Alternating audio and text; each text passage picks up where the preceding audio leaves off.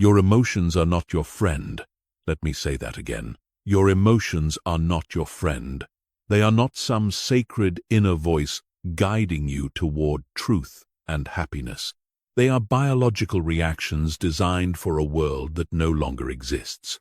A world where immediate emotional responses meant the difference between life and death. But in today's world, your emotional reactions are sabotaging your success, destroying your relationships, and keeping you trapped in cycles of regret and failure.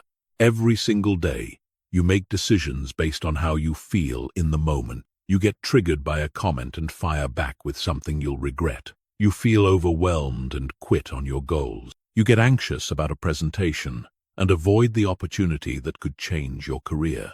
You let anger control your words and destroy relationships that took years to build. You are being controlled by chemical reactions in your brain, and you don't even realize it. But here's what the top 1% of high achievers know that you don't. They have learned the most powerful skill in human existence, the ability to not react, the ability to feel the emotion, acknowledge it, and then choose their response based on logic, strategy, and long-term thinking, instead of the primitive impulses screaming in their heads. This is not about becoming emotionless. This is not about suppressing your feelings or pretending they don't exist.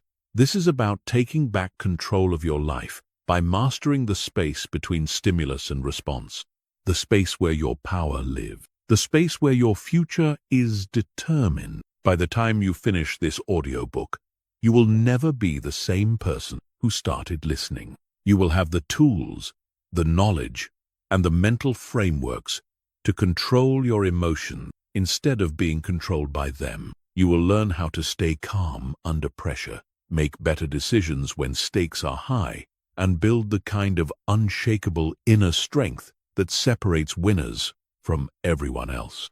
Chapter 1. The Hidden Cost of Emotional Reactivity. Most people have no idea how much their emotional reactions are costing them. They think it's normal to get triggered. They think it's human nature to lose control when things get difficult.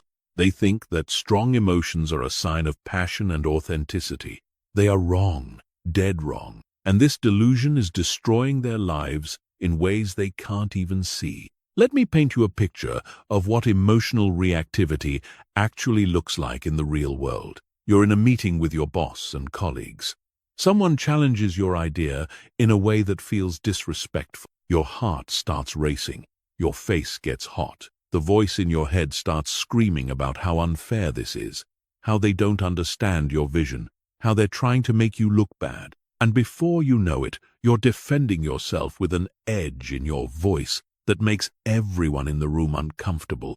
You've just damaged your professional reputation over a 60-second emotional reaction. Or maybe you're having an argument with your partner about something relatively minor. They say something that hits a nerve. Instead of staying calm and working toward a solution, you escalate. You bring up past grievances. You say things designed to hurt them because you're hurting. 10 minutes later, you've turned a small disagreement into a relationship-threatening fight that will take days to recover from, all because you couldn't control your initial emotional reaction. Here's the brutal truth that no one wants to face. Every time you react emotionally instead of responding thoughtfully, you are training your brain to be weaker.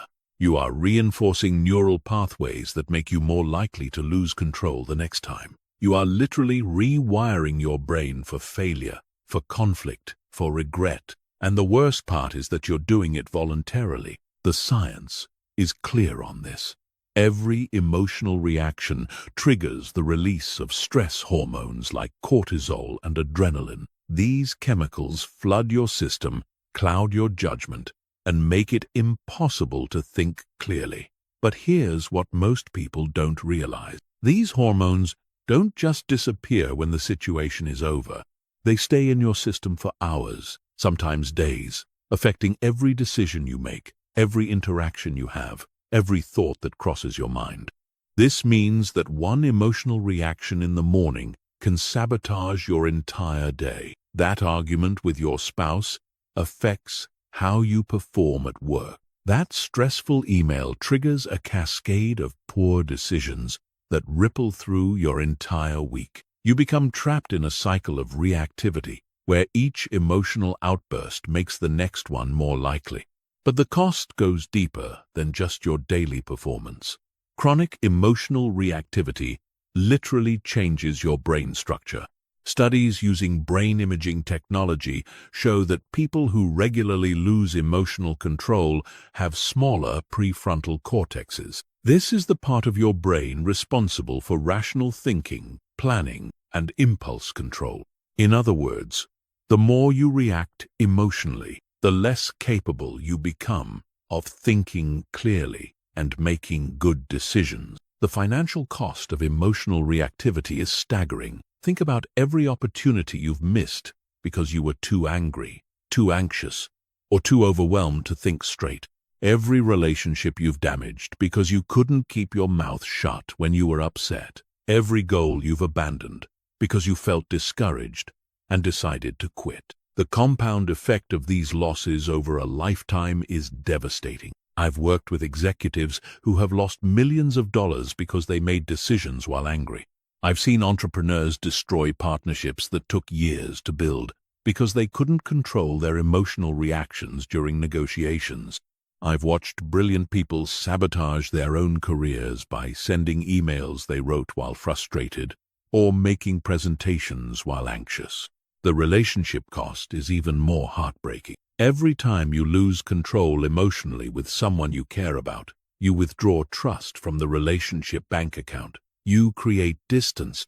You plant seeds of resentment. Over time, these emotional reactions accumulate and destroy the very relationships that matter most to you. Your children watch how you handle emotions and learn that this is normal. Your partner starts walking on eggshells around you because they never know what might trigger you.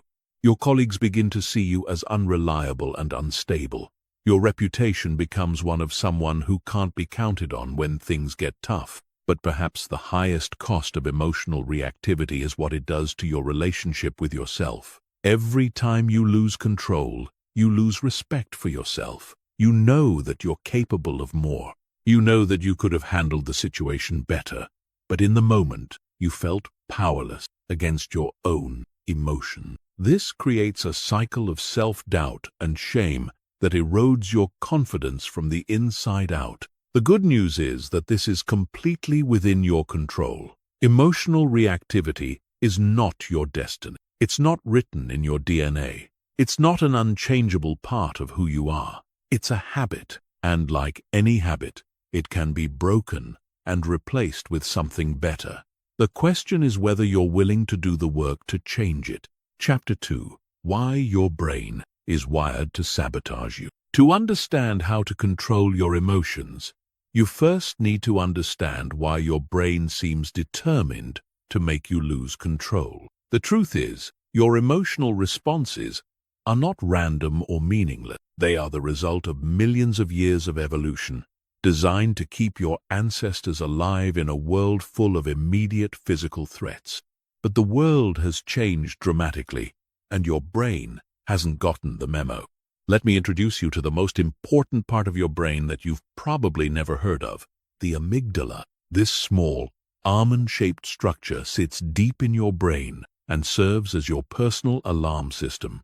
Its job is to scan for threats and trigger immediate responses to keep you safe. When your ancestors encountered a saber-toothed tiger, the amygdala would flood their system with adrenaline, shut down rational thinking, and prepare them for fight or flight. This response saved lives.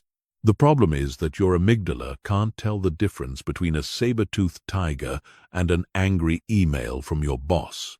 It can't distinguish between a physical threat and a social threat. It treats criticism, rejection, embarrassment, and conflict as if they were life or death situations. So when your colleague questions your idea in a meeting, your amygdala sounds the alarm just as if you were being attacked by a predator. This is called an amygdala hijack, and it happens to you more often than you realize. The moment your brain perceives a threat, rational thinking goes offline. Blood flow is redirected away from your prefrontal cortex, the part of your brain responsible for logic, planning, and impulse control, and toward your limbic system, which controls emotional responses. You literally become less intelligent when you're emotionally activated. Here's what makes this even worse. Your amygdala learns from experience, but it's terrible at learning the right lessons. Every time you have an emotional reaction to something, your amygdala files that information away as evidence that the situation was actually dangerous. This means that things that triggered you once become more likely to trigger you again. Your brain is constantly expanding the list of things it considers threats. This is why people who have been hurt in relationships become hypersensitive to any sign of rejection or abandonment. Their amygdala has learned that emotional pain is dangerous, so it starts sounding alarms at the slightest hint that it might happen again. This is why people who have been criticized at work become defensive about any feedback, even when it's constructive and well-intentioned. Your amygdala also has a negativity bias. It's much better at remembering threats than rewards, failures than successes, pain than pleasure. This made sense when survival was the primary concern, because forgetting about a threat could get you killed, while forgetting about a reward was just unfortunate. But in today's world, this negativity bias means your brain is constantly looking for problems, dangers, and reasons to be upset. Another crucial factor is that your amygdala processes information much faster than your rational mind. It can identify a threat and trigger an emotional response in as little as 12 milliseconds.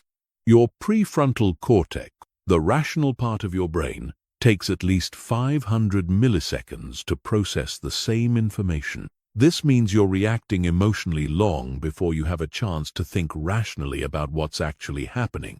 This is why you sometimes find yourself getting angry or anxious and then wondering why. Your emotional brain has already decided there's a threat and started preparing your body for action before your rational brain even knows what's going on. By the time you're consciously aware of feeling angry, your heart is already racing, your muscles are tense, and stress hormones are flooding your system.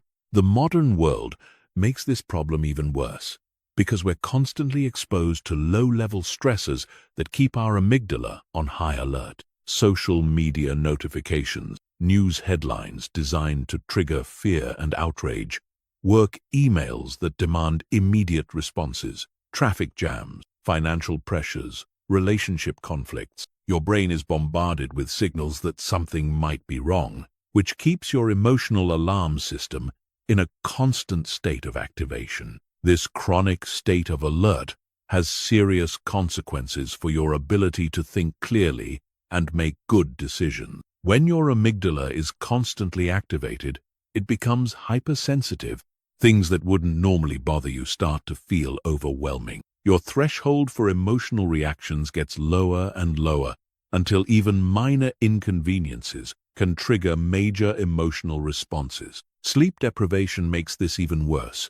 When you don't get enough quality sleep, your amygdala becomes 40% more reactive to negative stimuli. This means you're literally more likely to lose emotional control when you're tired. Stress, poor nutrition, lack of exercise, and dehydration all have similar effects on your brain's ability to regulate emotions. But here's the part that will change everything for you. Understanding that your emotional reactions are automatic doesn't mean you're powerless against them.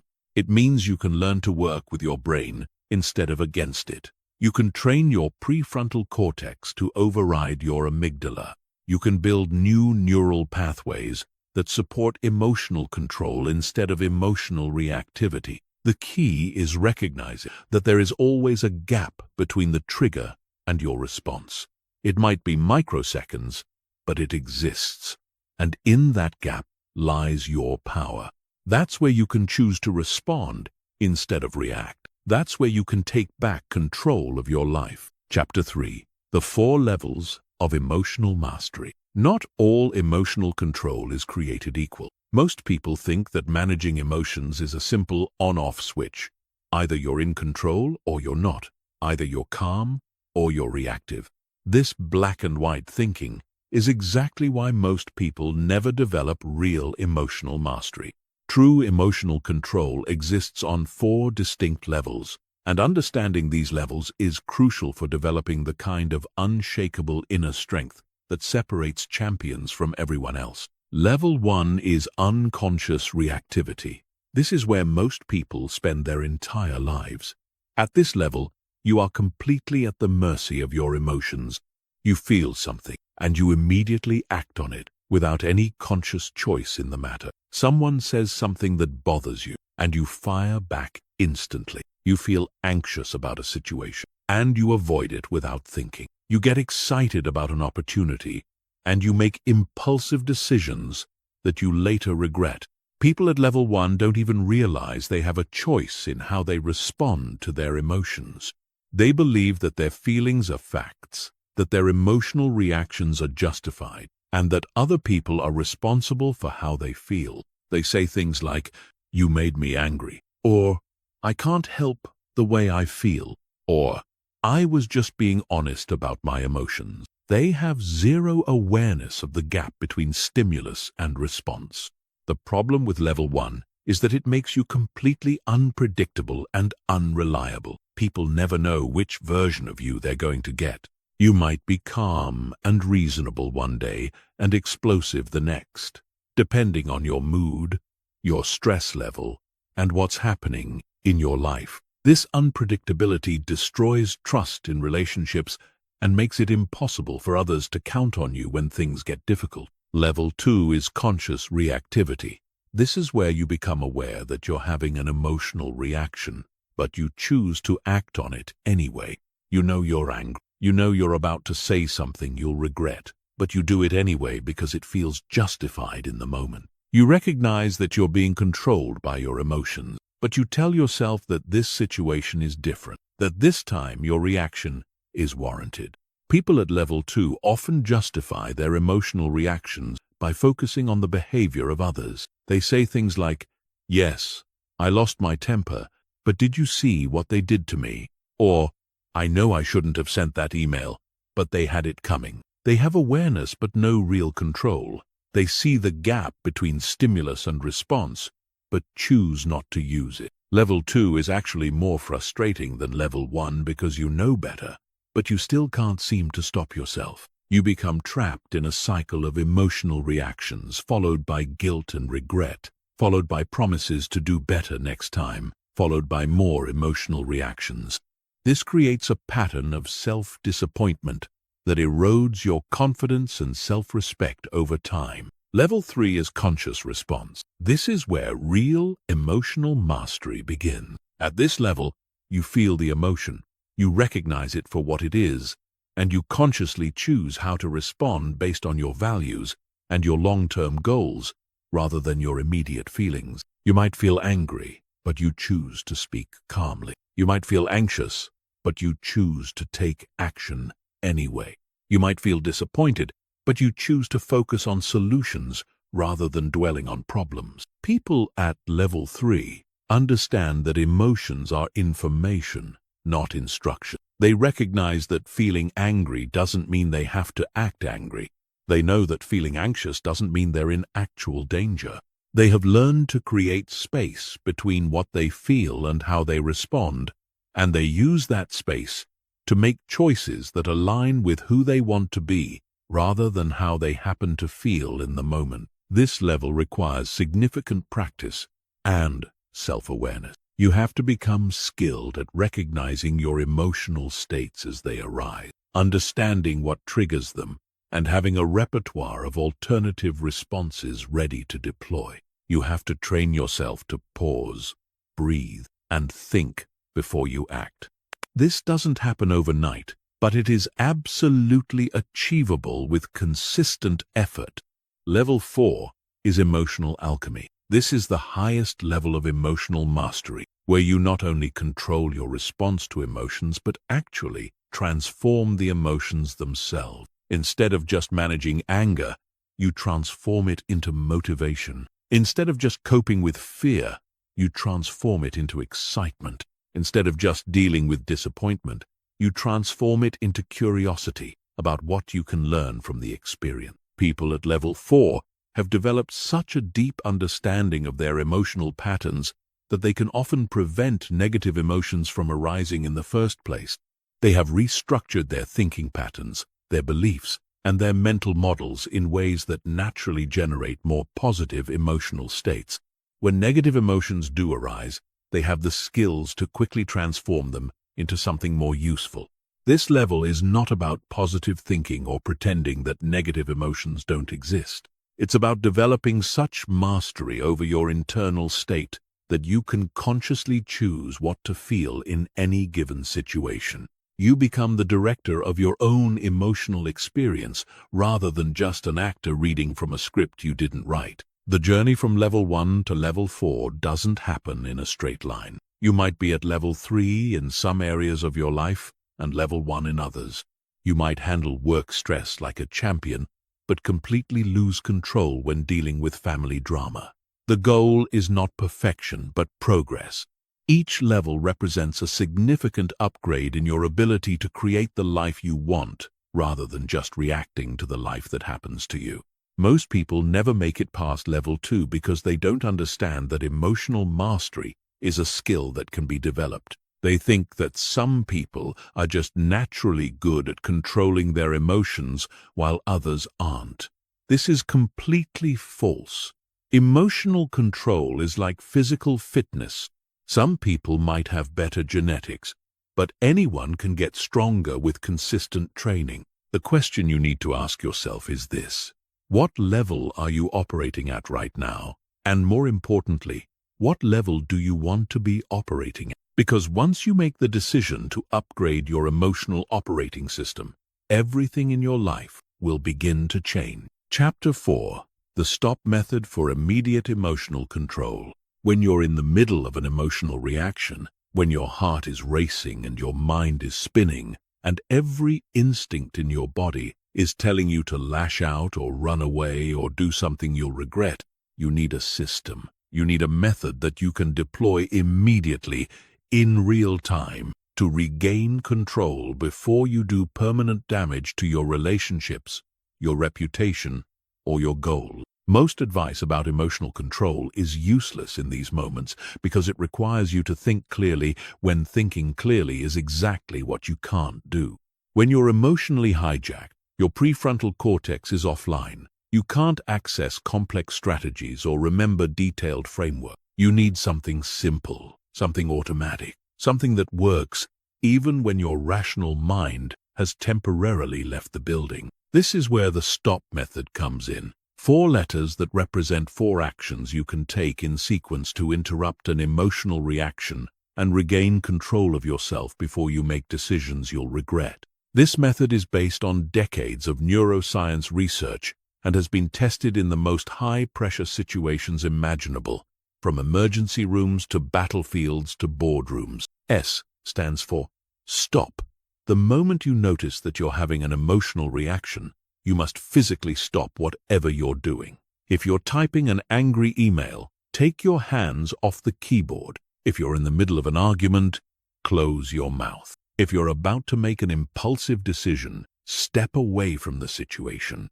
This physical stopping action sends a signal to your brain that you're taking control. The key to making this work is developing the ability to recognize the early warning signs of emotional activation.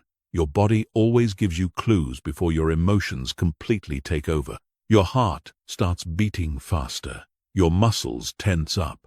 Your breathing becomes shallow. You feel heat rising in your face or a knot forming in your stomach. These physical sensations are your cue to stop everything and implement the method. Most people miss these early warning signs because they're not paying attention to their bodies. They're lost in their thoughts, focused on the external situation, completely unaware of what's happening internally until they're already in full reaction mode. Learning to tune into your physical sensations is like installing an early warning system that gives you time to implement control strategies before it's too late. The stop action needs to be decisive and complete. You can't sort of stop or partially stop. You have to completely disengage from whatever you were doing. This might feel awkward at first, especially if you're in the middle of a conversation or a meeting. But the temporary awkwardness of stopping is nothing compared to the lasting damage of saying or doing something you'll regret. T stands for take a breath. Not just any breath, but a specific type of breathing that activates your parasympathetic nervous system and begins to calm your emotional reaction. You're going to breathe in slowly through your nose for a count of 4. Hold your breath for a count of 4. Then breathe out slowly through your mouth for a count of 6. This is called box breathing, and it's used by Navy SEALs, emergency responders, and elite athletes to maintain calm under extreme pressure. The reason this breathing pattern works is that it stimulates your vagus nerve, which is like a reset button for your nervous system. When you're emotionally activated, your sympathetic nervous system is in control, flooding your body with stress hormones and preparing you for fight or flight. The extended exhale activates your parasympathetic nervous system, which is responsible for rest and recovery. This begins to counteract the stress response and helps restore rational thinking. You need to repeat this breathing pattern at least 3 times, but continue for as long as necessary to feel your heart rate beginning to slow down. Don't rush this step. The goal is not just to calm down enough to function, but to calm down enough to think clearly and make good decisions. This might take 30 seconds, or it might take 5 minutes. Give yourself whatever time you need. O stands for observe. Now that you've stopped the action and begun to regulate your nervous system, you need to objectively observe what's actually happening, both internally and externally. What emotion are you feeling? What thoughts are running through your mind?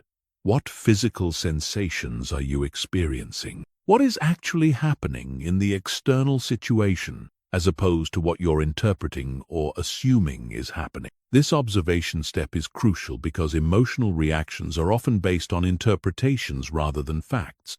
Someone doesn't return your text message, and you interpret that as rejection or disrespect, when they might just be busy. A colleague challenges your idea, and you interpret that as a personal attack, when they might just be trying to make the project better. Your partner seems distant, and you interpret that as evidence they don't love you anymore, when they might just be stressed about work.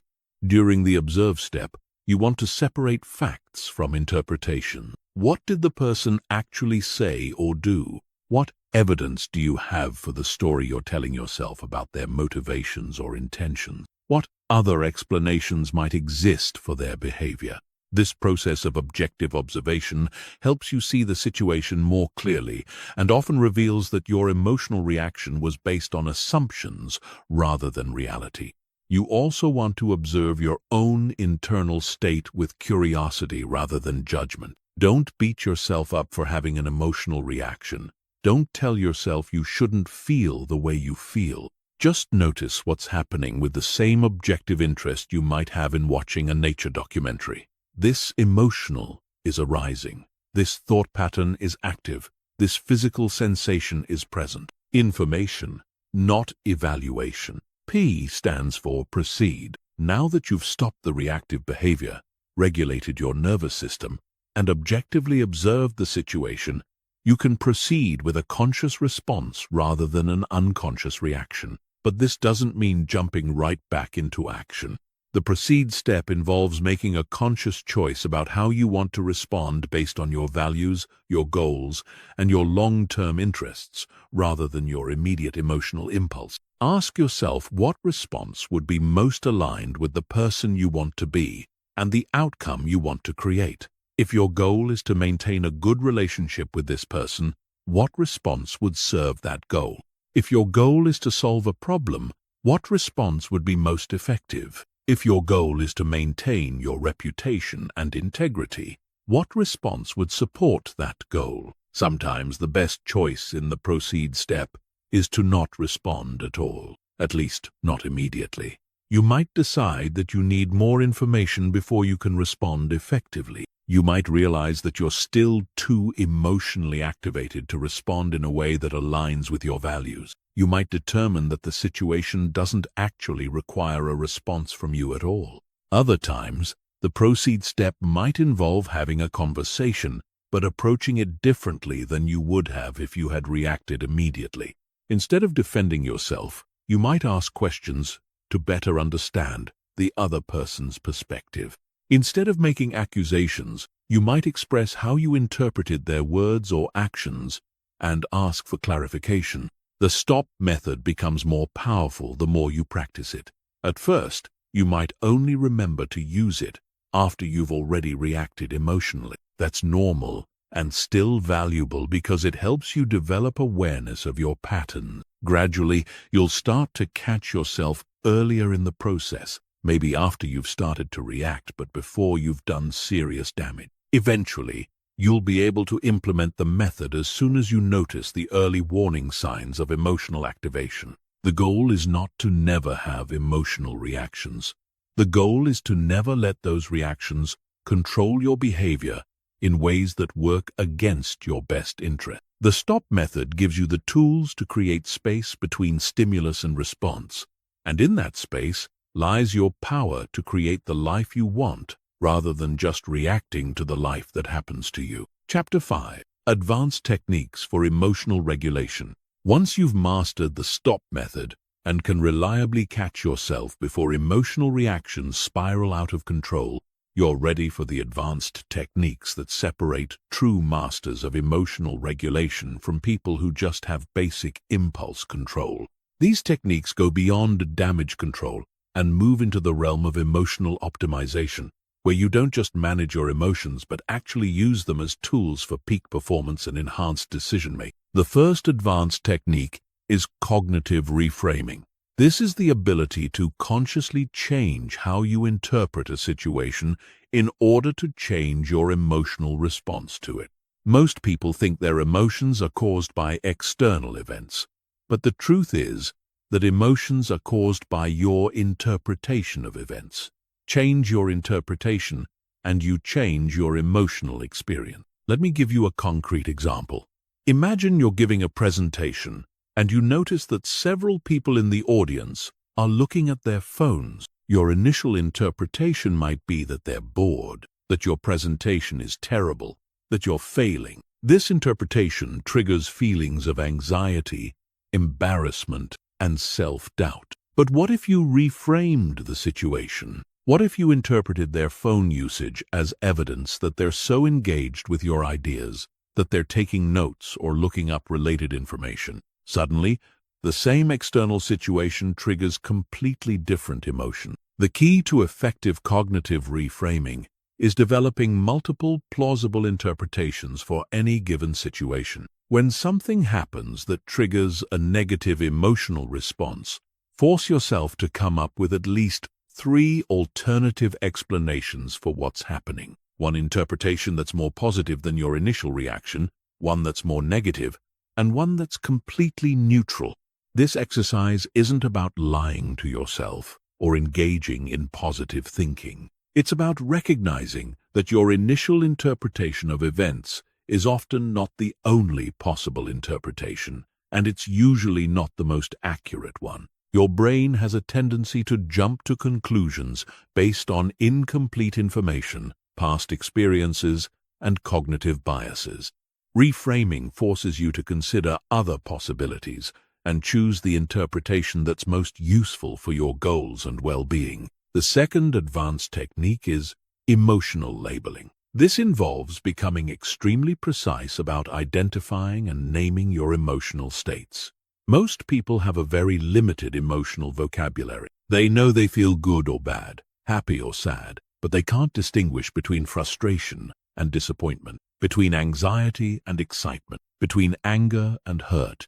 This lack of precision makes it much harder to regulate your emotions because you can't manage what you can't clearly identify. It's like trying to fix a car engine when you can only describe the problem as, "It's not working right." The more specifically you can identify what you're feeling, the more specifically you can address it. Emotional labeling works by activating your prefrontal cortex and reducing activity in your amygdala.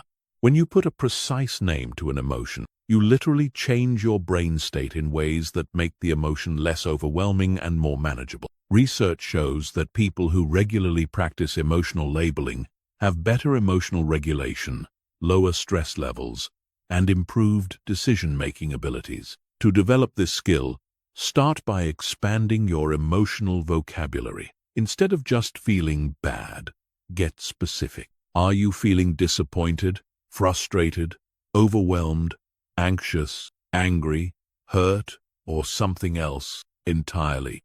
Instead of feeling good, are you feeling satisfied, excited, proud, grateful, content, or energized? The more precise you can be, the more control you'll have over your internal state. The third advanced technique is somatic regulation. This involves using your body to regulate your emotions rather than trying to control your emotions with your mind alone. Your emotional state and your physical state are intimately connected through your nervous system. By consciously changing your physical state, you can directly influence your emotional state. Progressive muscle relaxation is one of the most effective somatic regulation techniques. Starting with your toes and working your way up to your head, systematically tense each muscle group for 5 seconds. Then, release the tension and notice the feeling of relaxation. This process helps discharge the physical energy that builds up during emotional activation and sends a signal to your nervous system that it's safe to relax. Cold exposure is another powerful somatic regulation tool. Taking a cold shower, splashing cold water on your face, or even holding ice cubes can activate your vagus nerve and quickly shift your nervous system from sympathetic activation to parasympathetic recovery.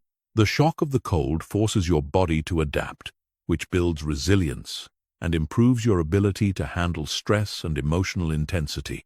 Movement and exercise are also crucial for emotional regulation. When you're emotionally activated, your body is prepared for action. If you don't provide an outlet for that energy, it stays trapped in your system and maintains the emotional state. Even a few minutes of vigorous movement can help process the energy and return your system to baseline. The fourth advanced technique is timeline reframing. This involves consciously shifting your perspective on time to reduce the emotional impact of current difficulty. When you're in the middle of an emotional reaction, your brain has a tendency to catastrophize and assume that current problems will last forever or have permanent consequences. Timeline reframing works by asking yourself how you'll feel about the current situation in different time frames. How will you feel about this in 1 hour, 1 day, 1 week, 1 month, 1 year?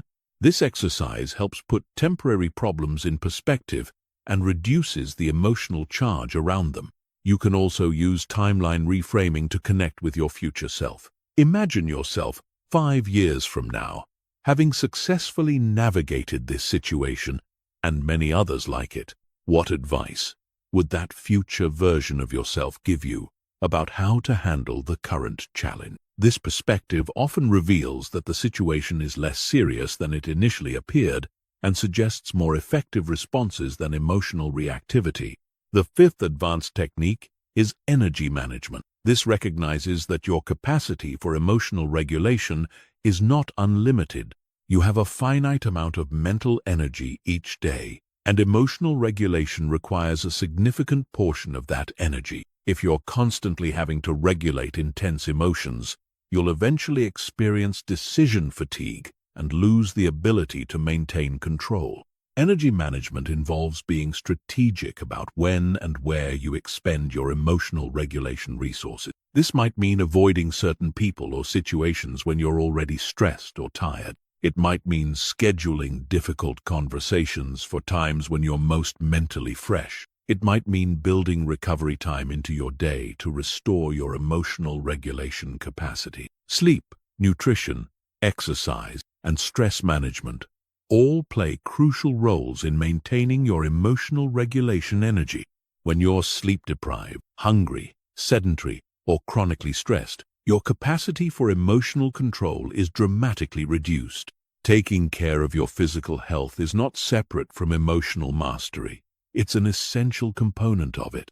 These advanced techniques require practice and patience to master. Don't try to implement all of them at once. Choose one or two that resonate most with you, and focus on developing competency with those before adding others to your toolkit. Remember, the goal is not to never feel difficult emotions, but to respond to those emotions in ways that align with your values and support your long-term goals. With consistent practice, these techniques will become automatic responses that serve you in any situation life presents. Chapter 6. Building Emotional Resilience for Long-Term Success. Controlling your emotions in the moment is crucial, but it's only half of the equation. The other half is building the kind of deep, unshakable emotional resilience that makes you anti-fragile, not just strong enough to survive emotional challenges, but actually stronger because of them. This is what separates people who occasionally manage their emotions from people who have transformed their entire relationship with difficulty, stress, and adversity. Most people approach emotional resilience completely backward. They wait until they're in crisis to try to develop coping skills. They wait until they're overwhelmed to try to build stress management techniques. They wait until they're burned out to try to create better boundaries. This is like waiting until you're drowning to learn how to swim. By the time you need the skills, it's too late to develop them effectively. True emotional resilience is built during calm periods, not during storms. It's developed through consistent daily practices that strengthen your emotional immune system so that when challenges arise, you're already prepared to handle them with grace and effectiveness. Just like physical fitness, emotional fitness requires regular training, not just crisis intervention. The foundation of emotional resilience is what I call baseline optimization. This is the daily maintenance of your mental, emotional, and physical state that keeps you operating at peak capacity. When your baseline is strong, you can handle much more stress and challenge before reaching your breaking point. When your baseline is weak, even minor difficulties can overwhelm your system. Sleep is the non-negotiable foundation of baseline optimization. When you're sleep-deprived, your amygdala becomes hyperactive, while your prefrontal cortex becomes sluggish. This means you're more likely to have emotional reactions and less able to control them. The research is absolutely clear on this. People who sleep less than 7 hours per night have dramatically reduced emotional regulation capacity. But it's not just about quantity of sleep, it's about quality. Your bedroom needs to be completely dark, cool, and quiet. No screens for at least an hour before bed. No caffeine after 2 p.m. A consistent sleep schedule that doesn't vary by more than 30 minutes, even on weekends. These aren't suggestions, they're requirements if you want to maintain emotional control under pressure. Nutrition plays a massive role in emotional stability that most people completely ignore. Your brain runs on glucose, and when your blood sugar is unstable, so are your emotions. Skipping meals, eating processed foods, consuming too much caffeine, and drinking alcohol all create biochemical conditions that make emotional regulation much more difficult. The solution is not complex, but it requires discipline. Eat protein with every meal to stabilize blood sugar. Consume omega-3 fatty acids to support brain health. Stay hydrated throughout the day. Avoid foods that cause inflammation, which includes most processed foods, excessive sugar, and foods you're sensitive to. Your emotional state is directly connected to your nutritional state, whether you realize it or not. Physical exercise is not optional for emotional resilience. When you exercise regularly, you increase production of brain-derived neurotrophic factor, which literally grows new brain cells and strengthens neural connections. You also increase production of neurotransmitters like serotonin and dopamine, which regulate mood and motivation. Perhaps most importantly, exercise provides a controlled stress that builds your capacity to handle uncontrolled stress, but the type of exercise matters. You need both cardiovascular exercise to build stress tolerance and strength training to build physical confidence and mental toughness. You also need some form of movement that challenges your coordination and focus, like martial arts, dance, or sports. This builds the mind-body connection that's essential for emotional regulation. The second pillar of emotional resilience is cognitive flexibility. This is your ability to see situations from multiple perspectives, generate creative solutions to problems, and adapt your thinking when circumstances change. People with low cognitive flexibility get stuck in rigid thought patterns that amplify emotional reactions. People with high cognitive flexibility can find opportunity in adversity and maintain emotional equilibrium, even when things don't go according to plan. One of the most powerful ways to build cognitive flexibility is through regular exposure to different perspectives and ideas. Read books by authors who disagree with your worldview. Engage in conversations with people who have different backgrounds and beliefs. Travel to places that challenge your assumptions about how life works. The goal is not to abandon your values, but to expand your mental models and increase your ability to see situations from multiple angles. Another crucial component of cognitive flexibility is developing comfort with uncertainty and ambiguity. Most emotional reactions are triggered by situations that feel uncertain or out of control. If you can learn to be comfortable with not knowing exactly how things will turn out, you'll be much less likely to have emotional reactions when life doesn't go according to plan. Practice making decisions with incomplete information. Set goals without knowing exactly how you'll achieve them. Engage in activities that have uncertain outcomes. The more comfortable you become with uncertainty, the more emotionally stable you'll be when facing unknown challenges. The third pillar of emotional resilience is meaning-making. People who have a clear sense of purpose and meaning in their lives are much more resilient in the face of adversity. When you know why you're doing something, when you can connect your current struggles to a larger purpose, it becomes much easier to maintain emotional control when things get difficult. This doesn't require having a grand mission to save the world. It can be as simple as being a good parent, building a successful business, or making a positive contribution to your community. The key is that your goals and activities need to be connected to something larger than immediate comfort or pleasure. Regularly reflecting on your values and priorities helps maintain this sense of meaning. What do you stand for? What kind of person do you want to be? What kind of impact do you want to have? When you're clear on these questions, it becomes much easier to choose long-term thinking over short-term emotional reactions.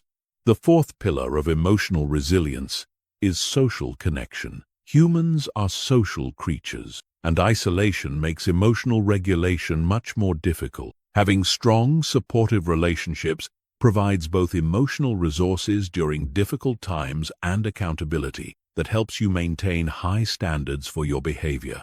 But not all relationships contribute to emotional resilience.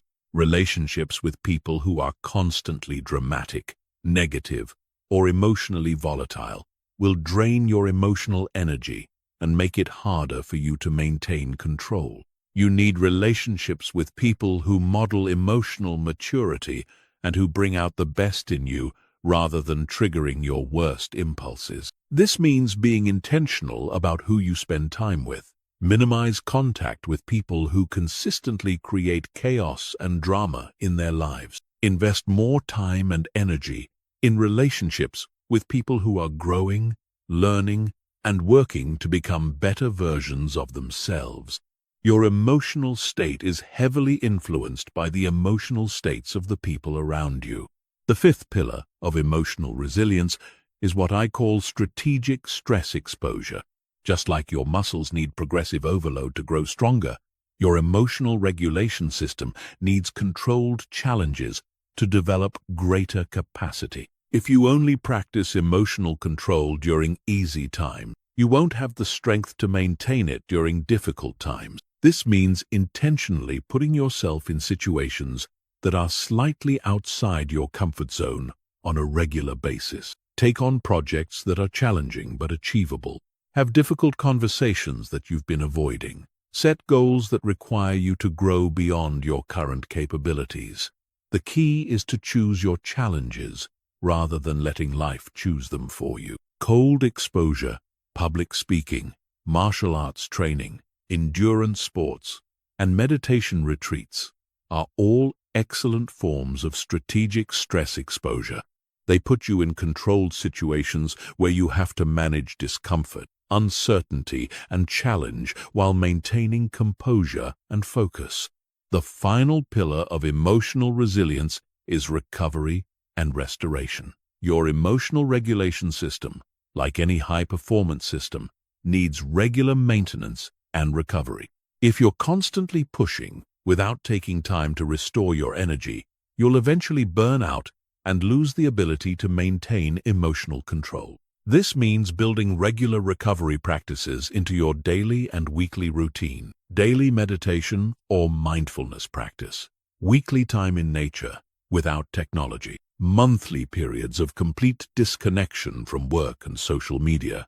Annual retreats or vacations that allow for deep rest and reflection. Recovery is not a luxury or a reward for hard work. It's a requirement for sustained high performance. Without adequate recovery, your emotional regulation capacity will gradually decline, and you'll find yourself becoming more reactive, more irritable, and less able to handle the normal challenges of life. Building emotional resilience is a long-term project that requires patience and consistency. You can't develop it overnight, but you also can't afford to wait until you need it to start building it. The time to strengthen your emotional foundation is now, while you're relatively calm and stable. Because when the storms of life hit, and they will hit, you want to be the person who remains unshakable while others are falling apart around you. Chapter 7. The Neuroscience of Emotional Transformation. Everything I've taught you so far becomes infinitely more powerful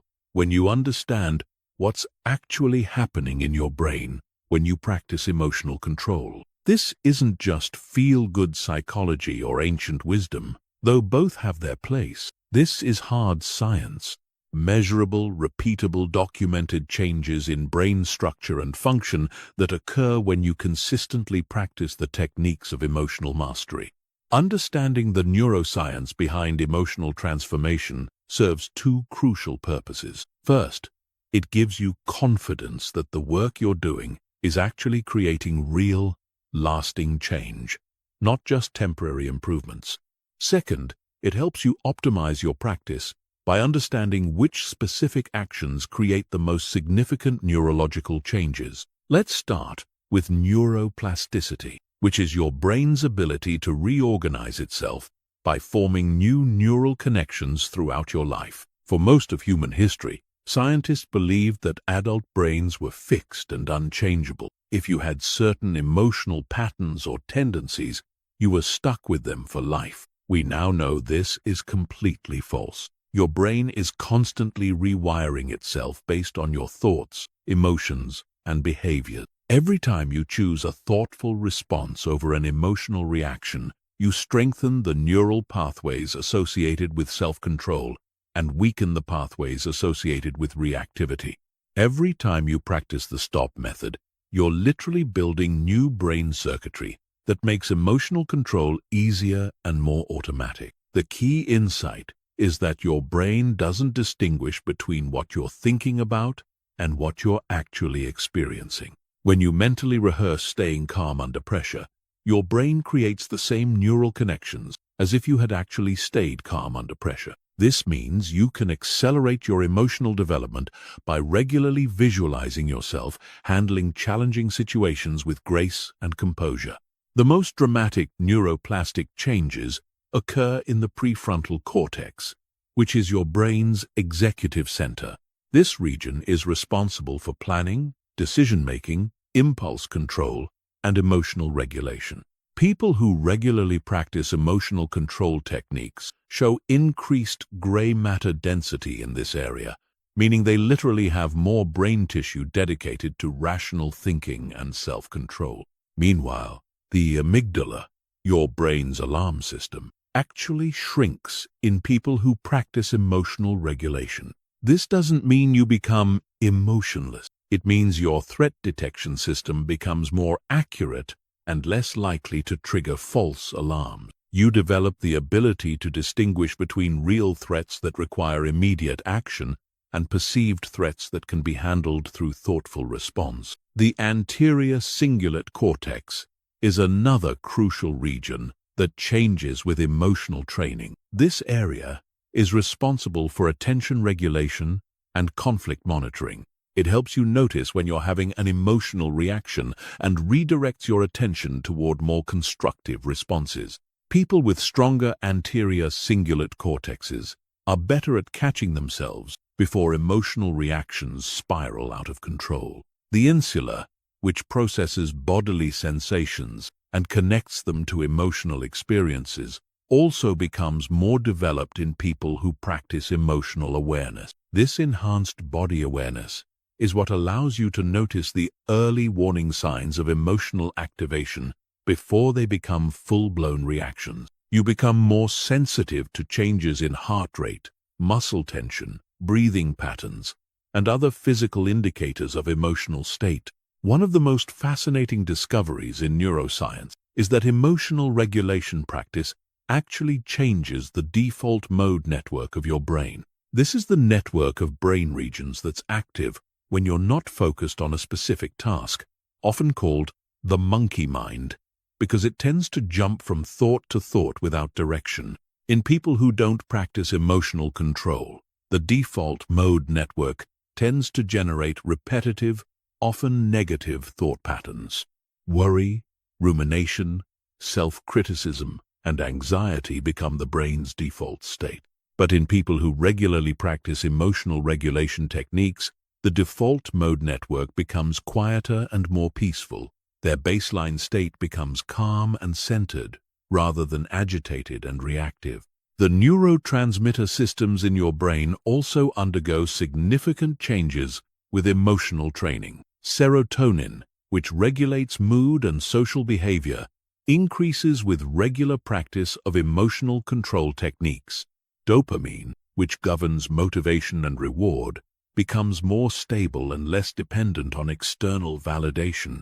GABA, your brain's primary inhibitory neurotransmitter, increases, which helps reduce anxiety and promote feelings of calm. Perhaps most importantly, the stress hormone cortisol becomes much better regulated in people who practice emotional control. Chronic elevated cortisol destroys brain cells, impairs memory, weakens the immune system, and creates a cascade of health problems. People who master their emotional responses show lower baseline cortisol levels and faster cortisol recovery after stressful events. Mirror neurons add another fascinating dimension to emotional neuroscience. These are brain cells that fire both when you perform an action and when you observe someone else performing the same action. This means that spending time with people who have good emotional control literally trains your brain to have better emotional control. Conversely, spending time with emotionally reactive people trains your brain to be more reactive. This is why the social environment you choose has such a profound impact on your emotional development. You're not just influenced by other people's behavior. Your brain is actually mimicking their neural patterns through mirror neuron activity. Choose your social environment carefully because it's shaping your brain whether you realize it or not. The research on meditation and mindfulness provides some of the clearest evidence of how emotional practices change brain structure. Studies using brain imaging technology show that just 8 weeks of regular meditation practice creates measurable changes in brain structure. The hippocampus, associated with learning and memory, increases in size. The amygdala decreases in reactivity. The prefrontal cortex becomes more active and better connected to other brain regions. But you don't need to become a meditation master to benefit from these neuroplastic changes. Any consistent practice that involves observing your thoughts and emotions without immediately reacting to them will create similar brain changes. The key factors are consistency, attention, and non-reactive awareness. Breathing exercises create particularly rapid neurological changes because the vagus nerve, which connects your brain to your body's relaxation response, can be directly influenced through conscious breathing patterns. The box breathing technique I taught you earlier literally activates your parasympathetic nervous system within seconds, creating immediate neurological changes that promote calm and clear thinking. Progressive muscle relaxation works by strengthening the connection between your prefrontal cortex and your motor cortex. When you consciously tense and release muscle groups, you're practicing voluntary control over your body's stress response system. This builds neural pathways that make it easier to consciously relax when you're emotionally activated. The cognitive reframing techniques I discussed earlier work by strengthening connections between your prefrontal cortex and your limbic system. Every time you consciously choose a different interpretation of events, you're building neural highways that make optimistic, solution-focused thinking more automatic and pessimistic, problem-focused thinking less automatic. Understanding these neurological mechanisms can help you stay motivated during difficult periods of your emotional development. When you're struggling to control your reactions, when old patterns seem to be reasserting themselves, when progress feels slow or non-existent, remember that your brain is literally rewiring itself at the cellular level. Changes that feel invisible from the inside are creating measurable transformations in your neural architecture. The timeline for neuroplastic changes varies depending on the specific technique and the consistency of practice, but most people begin to notice differences in their emotional reactivity within 2 to 4 weeks of regular practice. Significant structural changes in brain gray matter typically occur within 8 to 12 weeks. Complete transformation of emotional patterns usually takes 6 months to 2 years of consistent practice. This is both encouraging and sobering. Encouraging because it means that lasting change is absolutely possible and backed by hard science.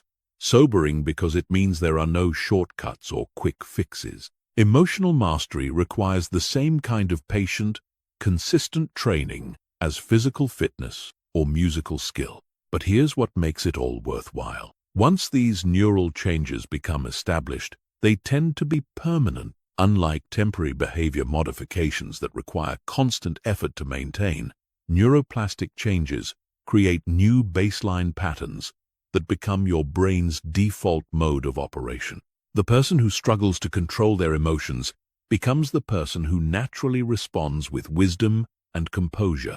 The neuroscience of emotional transformation proves that you are not stuck with the emotional patterns you developed in childhood or the reactive tendencies that have characterized your adult life. Your brain is plastic, adaptable, and constantly changing based on how you use it. Every moment of emotional control practice is an investment in the literal rewiring of your neural circuitry for greater peace, effectiveness, and life satisfaction. Chapter 8. Mastering Emotional Control in High-Pressure Situations. Everything you've learned so far gets tested when the stakes are high and the pressure is intense.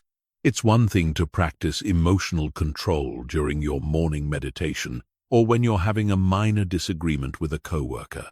It's entirely different when you're facing a crisis that could destroy your career, end your relationship, or threaten everything you've worked to build. High-pressure situations reveal who you really are beneath the surface, politeness, and social conditioning. They strip away pretense and expose your true level of emotional mastery. Most people perform worse under pressure because they let the intensity of the situation overwhelm their rational thinking. But elite performers actually get better under pressure because they've trained specifically for these moments. The difference between people who crack under pressure and people who thrive under pressure is not talent, intelligence, or luck. It's preparation. Specifically, it's emotional preparation.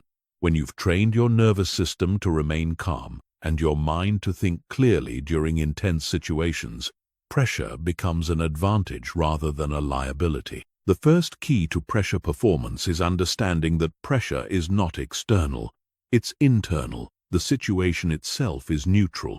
It only becomes pressurized when your mind interprets it as threatening or overwhelming. Two people can face identical circumstances and have completely different stress responses based on how they frame the situation in their mind. This means that controlling pressure starts with controlling your narrative about the situation. Instead of telling yourself, "This is terrible, everything is falling apart, I can't handle this," you need to reframe the situation in terms that support peak performance. "This is challenging, but I have the skills to handle it. This is an opportunity to prove what I'm capable of.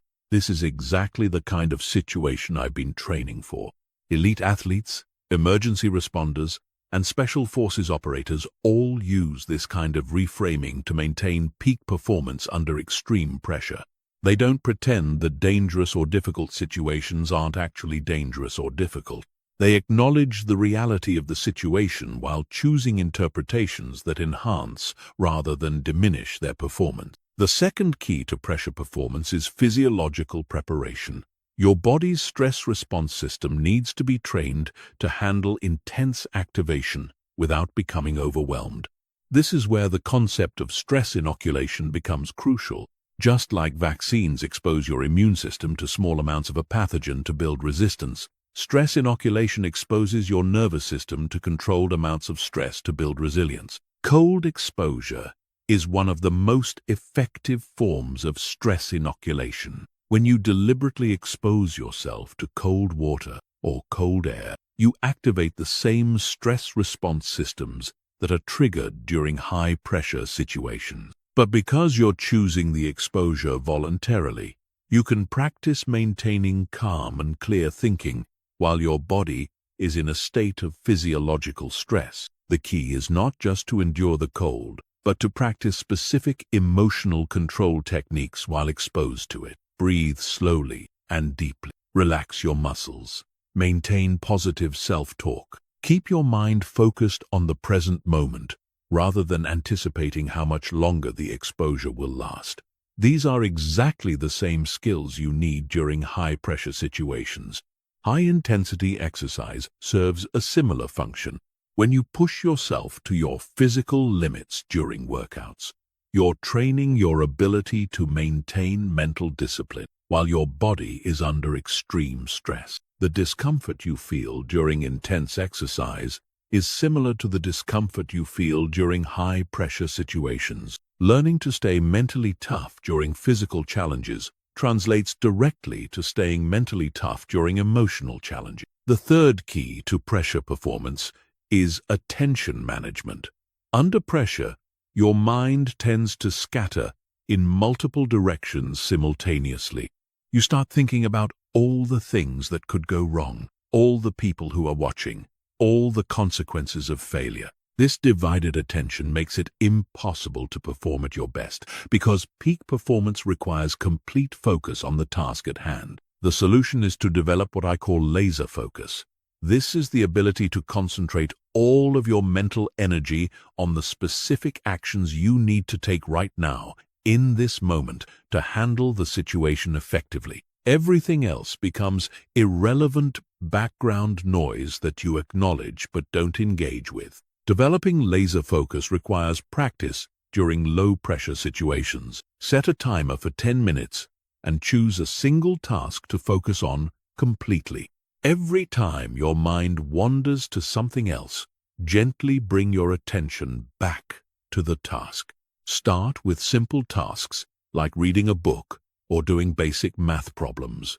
Then gradually increase the complexity and add distractions. During high-pressure situations, use the same technique. Identify the most important action you need to take right now and focus completely on that action. Don't think about the next 10 steps. Just focus on the immediate next step. Don't think about all the people who are depending on you. Just focus on the specific task in front of you. The fourth key to pressure performance is emotional granularity. Most people experience pressure as a generic feeling of stress or anxiety. But stress and anxiety are umbrella terms that cover many different specific emotions. The more precisely you can identify what you're actually feeling, the more effectively you can address it.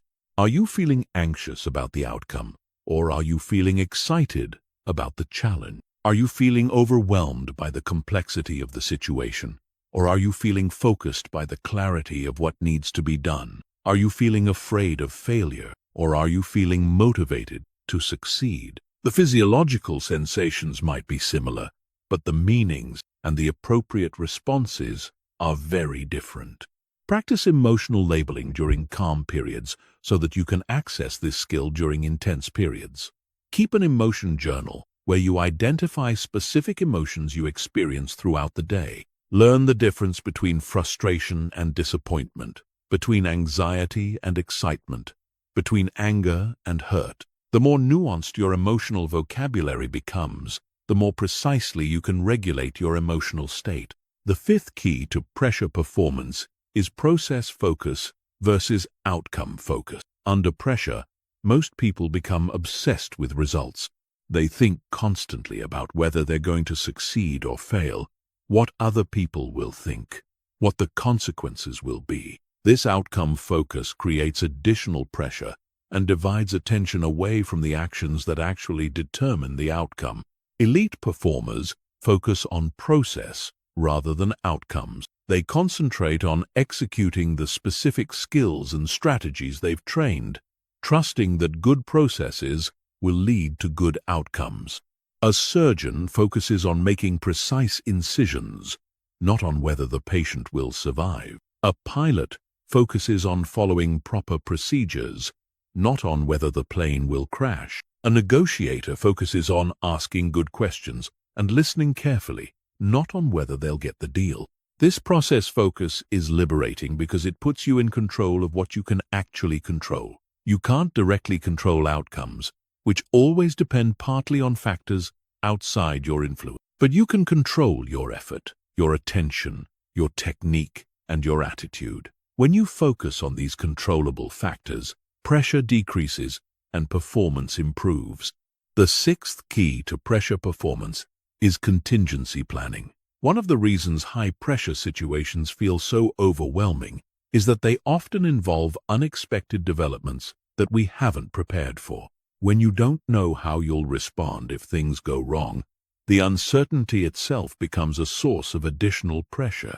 Elite performers reduce this uncertainty by thinking through multiple scenarios in advance and developing specific plans for each possibility.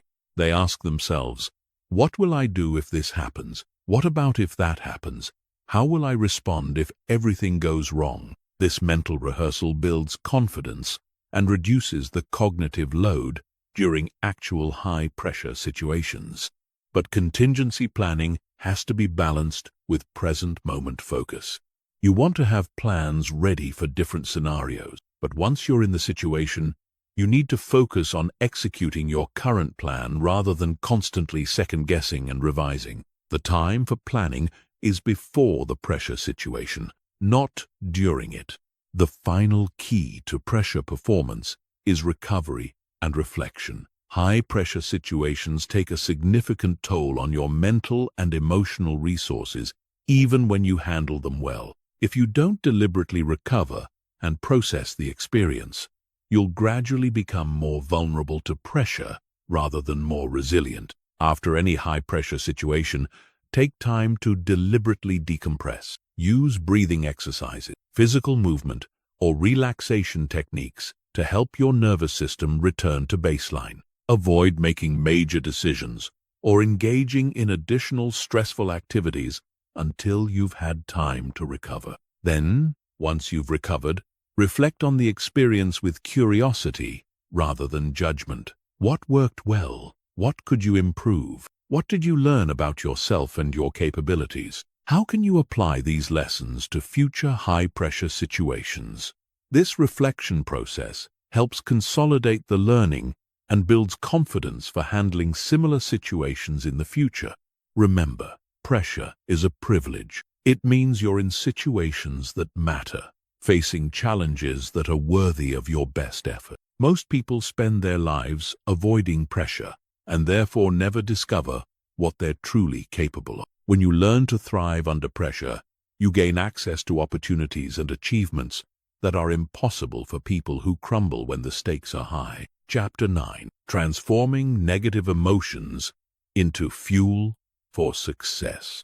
Most people treat negative emotions like toxic waste that needs to be disposed of as quickly as possible. They try to suppress anger, avoid sadness, eliminate fear, and escape frustration. This approach is not only ineffective, it's counterproductive. Negative emotions contain enormous amounts of energy and information that, when properly harnessed, can become rocket fuel for achieving your most ambitious goals. The problem is not that you experience negative emotion. The problem is that you don't know how to transform them into something useful. You let them drain your energy instead of directing that energy toward productive action. You let them cloud your judgment instead of using them to clarify your priorities. You let them paralyze you instead of using them to motivate breakthrough performance. Every negative emotion you experience is your psyche's way of communicating important information about your situation, your values, and your goal. Anger tells you that something important to you is being threatened or violated. Fear tells you that you're facing uncertainty or potential loss. Sadness tells you that you've lost something valuable or meaningful. Frustration tells you that you're being blocked from something you want. Instead of trying to make these emotions go away, you need to learn how to decode their messages and channel their energy in productive directions. This is the difference between emotional suppression, which weakens you, and emotional alchemy, which strengthens you. Let's start with anger, which is perhaps the most misunderstood and mismanaged emotion. Most people either explode with anger, destroying relationships and creating regret, or they suppress anger, letting it build up until it explodes anyway, or turns into resentment and bitterness. Both approaches waste the enormous energy that anger contains. Anger is your psyche's emergency response to perceived injustice or threat. It floods your system with energy and focus to help you fight back against whatever is attacking you or what you value. This energy can be destructive when directed at other people through blame, criticism, or aggression. But it can be incredibly productive when directed towards solving problems, overcoming obstacles, and creating positive change. The key to transforming anger is to separate the energy from the target. Instead of directing your anger at the person or situation that triggered it, redirect that energy toward constructive action. Use the focus and determination that anger provides to work harder on your goals, to solve problems more aggressively, to push through obstacles that would normally stop you. Some of the greatest achievements in human history have been fueled by transformed anger. Entrepreneurs who built billion-dollar companies because they were angry about problems that weren't being solved. Athletes who dominated their sports because they were angry about being underestimated. Activists who changed the world because they were angry about injustice. The emotion that destroys most people became the driving force for extraordinary success. Fear is another emotion that most people handle completely wrong. They try to eliminate fear, or they let fear paralyze them into inaction. But fear contains crucial information about what matters most to you. You only feel afraid about losing things that are valuable to you or failing at things that are important to you. Fear is your internal guidance system pointing you toward what you need to protect or pursue. The goal is not to eliminate fear, but to dance with it. Acknowledge the fear, extract the information it's providing, then take action despite the fear. This is what courage actually is. Not the absence of fear, but intelligent action in the presence of fear. Every time you act courageously, you build confidence and reduce the grip that fear has on your life. Fear also serves as an excellent filtering mechanism for opportunities and goals. If something doesn't scare you at least a little bit, it's probably not challenging enough to be worth pursuing. The goals that frighten you are usually the ones with the highest potential for growth and achievement. Instead of avoiding these goals, let your fear guide you toward them. Sadness and disappointment are emotions that most people try to avoid at all costs, but they contain some of the most valuable information your psyche can provide. Sadness tells you what you truly value by showing you what hurts to lose. Disappointment tells you what you genuinely want by showing you what hurts not to achieve. Most people experience sadness and disappointment as pure loss, but they're actually clarifying experience. They help you distinguish between what you think you want and what you actually want, between what others expect you to value and what you authentically value. This clarity is invaluable for making better decisions about how to invest your time,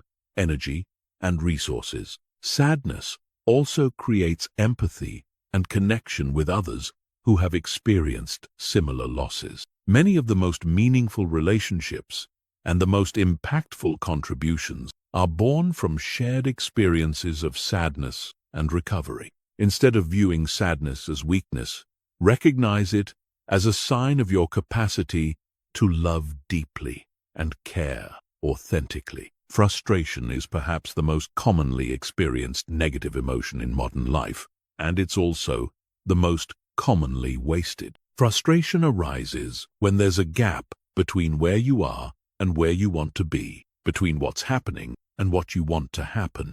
Most people let frustration drain their energy through complaining, blaming, or giving up. But frustration is actually a signal that you care deeply about improvement and progress. The energy of frustration can be transformed into determination and persistence. Instead of being frustrated by obstacles, become fascinated by them. Instead of being frustrated by setbacks, become more committed to finding solutions. Instead of being frustrated by other people's limitations, become more focused on developing your own capabilities. Frustration is also an excellent diagnostic tool for identifying areas where you need to develop new skills or strategies. If you keep getting frustrated by the same types of situations, it's usually because you're trying to solve new problems with old approaches. The frustration is telling you that it's time to upgrade your capabilities. Anxiety and worry are forward-looking emotions that most people experience as pure torture. But anxiety contains important planning information about potential challenges you need to prepare for. Instead of trying to eliminate anxiety, use it as a strategic planning tool. What specifically are you worried about? What would you need to do to address those concerns? How can you prepare for the challenges you're anticipating?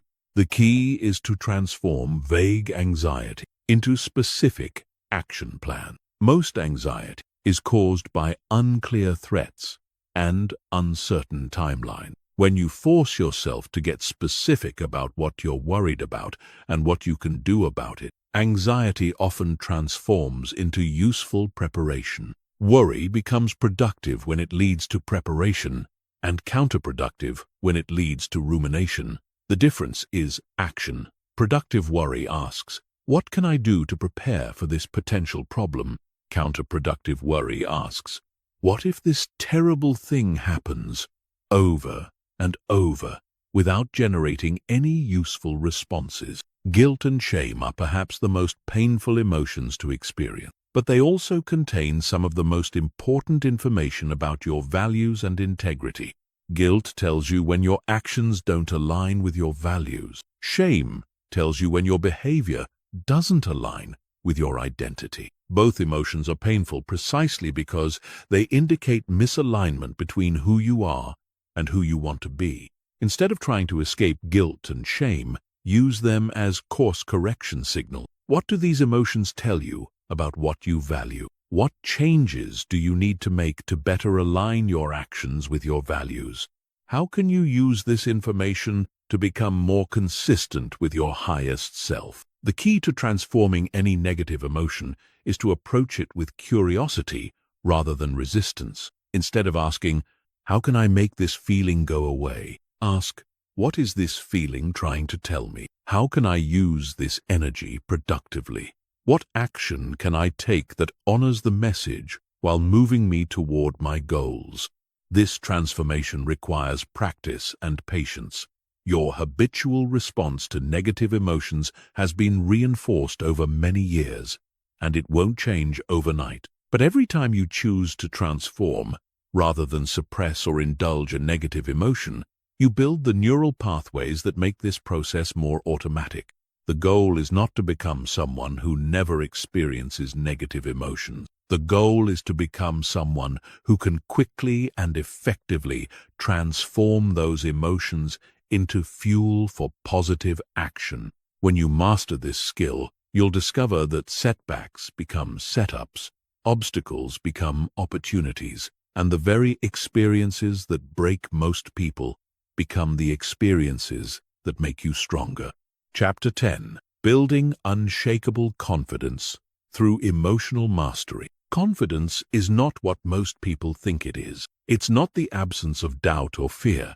It's not the belief that you'll never fail or face challenges.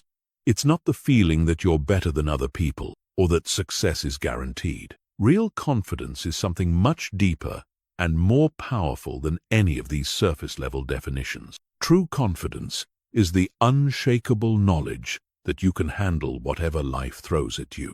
It's the quiet certainty that you have the emotional tools, mental frameworks, and inner resources to navigate any challenge, setback, or uncertainty that comes your way. It's not about never falling down. It's about knowing you can always get back up. This kind of confidence can only be built through one process: repeatedly facing difficult situations and proving to yourself that you can handle them with grace and effectiveness. You cannot think your way to confidence. You cannot affirm your way to confidence. You cannot fake your way to confidence. You can only build confidence through evidence, and evidence comes from action. But here's what most people get wrong about building confidence. They think they need to wait until they feel confident before they take action.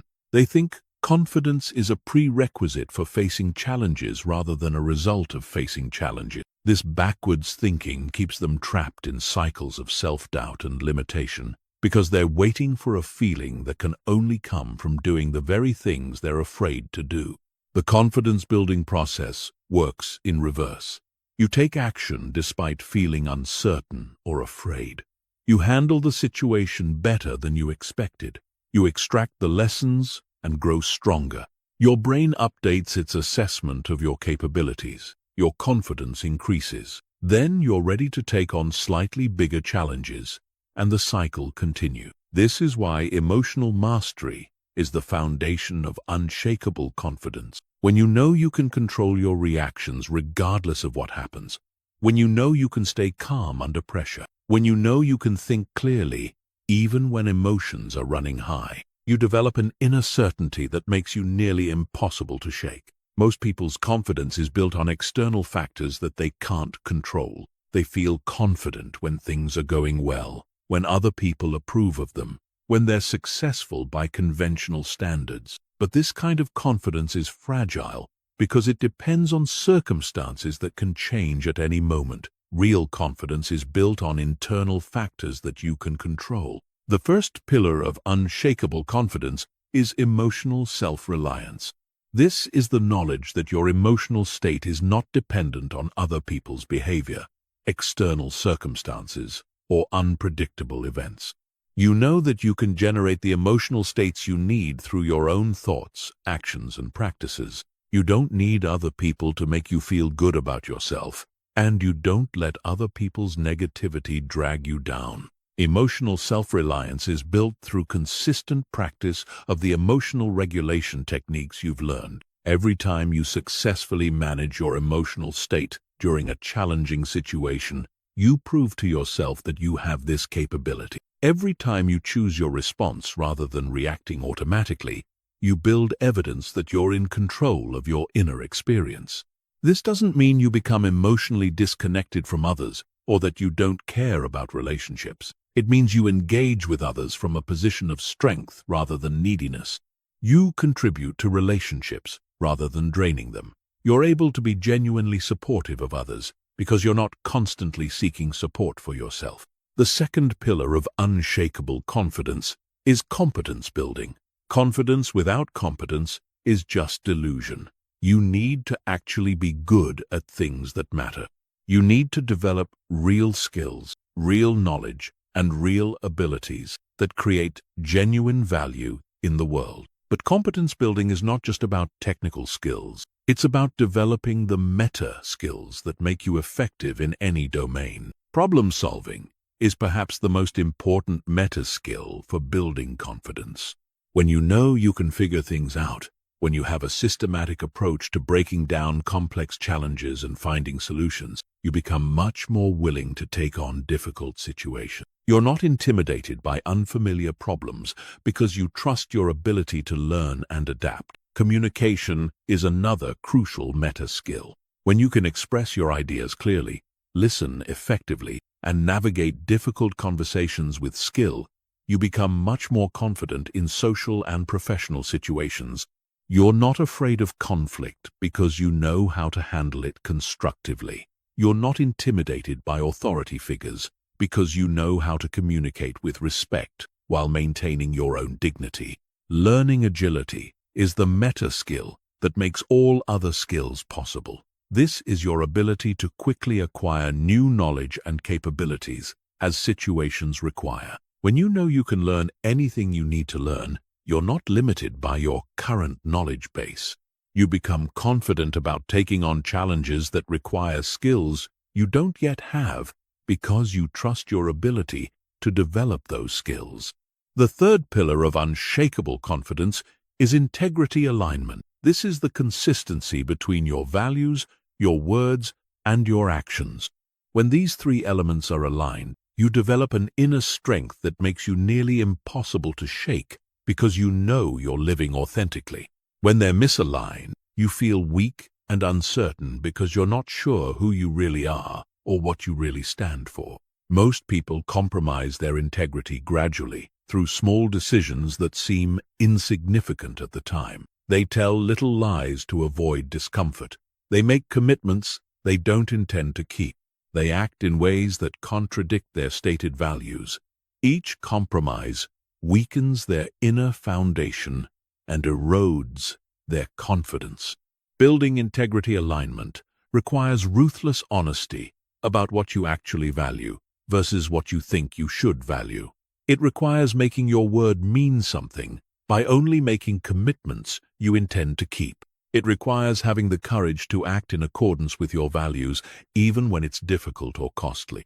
When your integrity is intact, you develop what I call unshakable presence. People can sense that you're authentic, that you're not trying to be someone you're not, that you're comfortable with who you are. This presence is magnetic and creates opportunities that are not available to people who are constantly trying to impress others or fit in.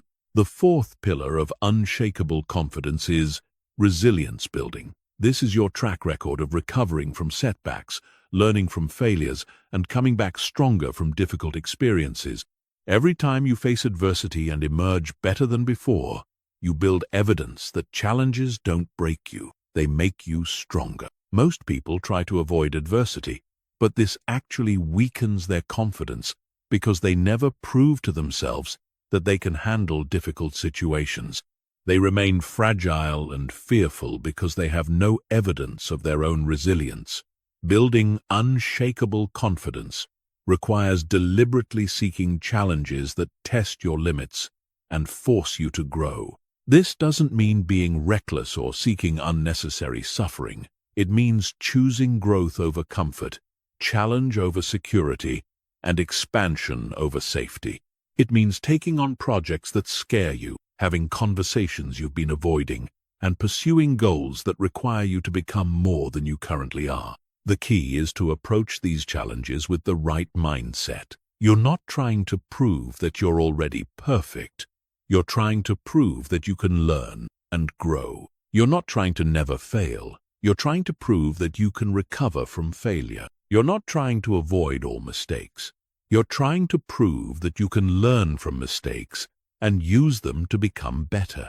The fifth pillar of unshakable confidence is future orientation. This is your ability to make decisions based on who you're becoming rather than who you are right now. It's the understanding that your current limitations are temporary and that your potential for growth is virtually unlimited. When you operate from this perspective, present challenges become stepping stones rather than roadblocks. Most people are trapped by their past experiences and current limitations. They think, "I'm not good at public speaking," or "I'm not a leader," or "I'm not confident enough for that opportunity." This fixed mindset keeps them stuck because they base their decisions on current capabilities rather than future potential. Building future orientation requires regularly visualizing the person you're becoming and making decisions from that future identity. Ask yourself, what would the confident version of me do in this situation? Then do that thing. Even if you don't feel ready, act as if you're already the person you want to become, and eventually you will become that person. The sixth pillar of unshakable confidence is contribution focus. This is the shift from asking, "What can I get?" to asking, "What can I give?" When you focus on how you can add value, solve problems, and help others succeed, you become less self-conscious and more naturally confident. You're not worried about being judged because you're focused on being useful. Most confidence issues stem from excessive self-focus. When you're constantly worried about how you look, what other people think, whether you're measuring up, you create anxiety and self-doubt. But when you shift your focus to how you can contribute, serve, and add value, these self-focused concerns naturally fade into the background. This doesn't mean neglecting your own needs or becoming a doormat. It means approaching situations with a service mindset rather than a self-protection mindset. Instead of thinking, "I hope I don't embarrass myself," think, "How can I help this meeting be productive?" Instead of thinking, "I hope they like me," think, "How can I be genuinely useful to this person?" The final element of building unshakable confidence through emotional mastery is developing what I call evidence awareness. This is the practice of consciously recognizing and remembering your successes, growth, and progress, rather than focusing only on your failures and limitations. Most people have a negativity bias that causes them to remember failures more vividly than successes, and to discount their achievements while magnifying their mistakes. This mental pattern systematically undermines confidence by creating a distorted view of their actual track record. Combat this bias by keeping a success journal where you record daily wins, no matter how small. Document challenges you've overcome, skills you've developed, and positive feedback you've received. Review this evidence regularly to maintain an accurate picture of your capabilities and progress. Building unshakable confidence is not about becoming arrogant or believing you're better than others. It's about developing an accurate assessment of your capabilities and a realistic optimism about your potential for continued growth. It's about knowing that you can handle whatever comes your way, not because nothing bad will ever happen, but because you have the tools to deal with whatever does happen.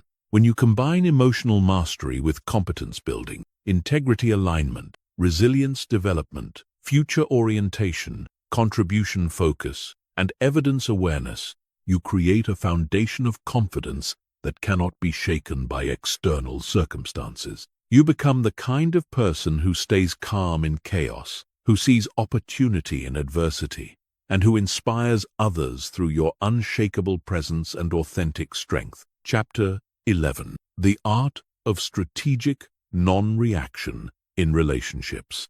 Relationships are where emotional control matters most, and where most people fail most spectacularly. You can master your emotions in every other area of your life, but if you lose control with the people closest to you, you'll sabotage the very relationships that matter most. The people who love you see you at your worst, when you're tired, stressed, and emotionally depleted. This is when your true level of emotional mastery is revealed. Most relationship conflicts are not about the surface issue being discussed.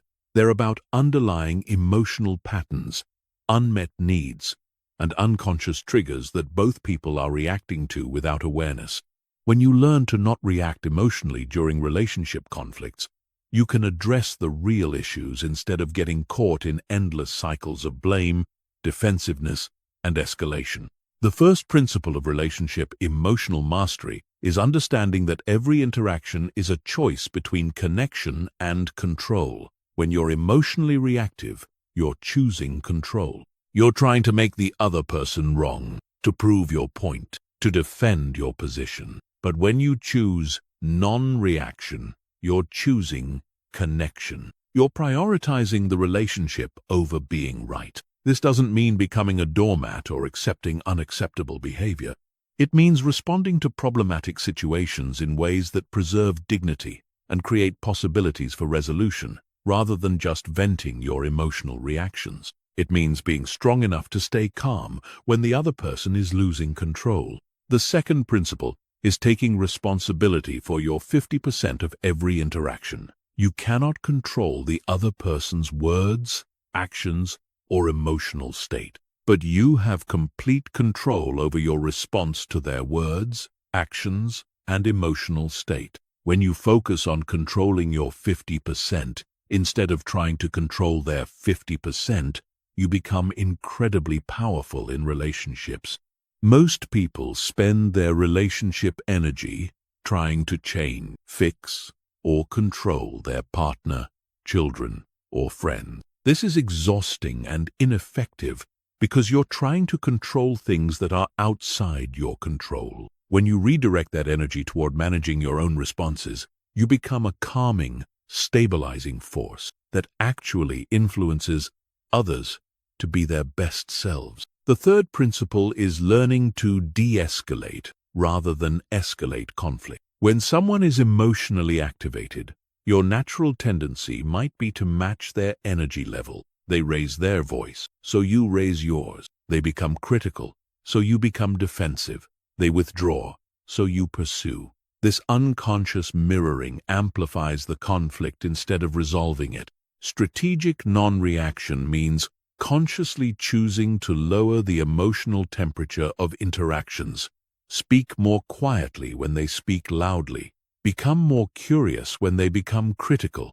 Give space when they're overwhelmed. This counterintuitive approach often breaks the negative pattern and creates space for actual communication.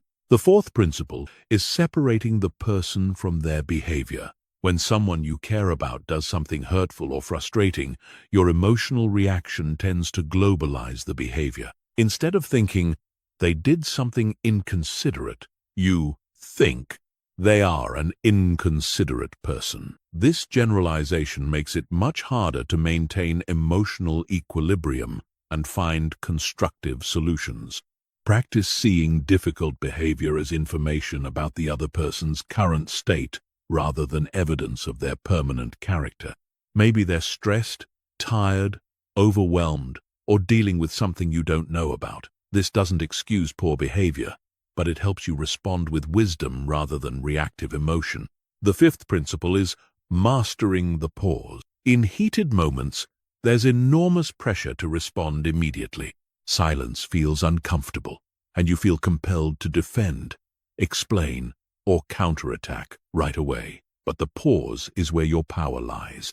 It's where you can choose your response instead of being controlled by your impulses. Practice saying, "I need a moment to think about that," or "Let me consider what you're saying," or simply taking 3 deep breaths before responding.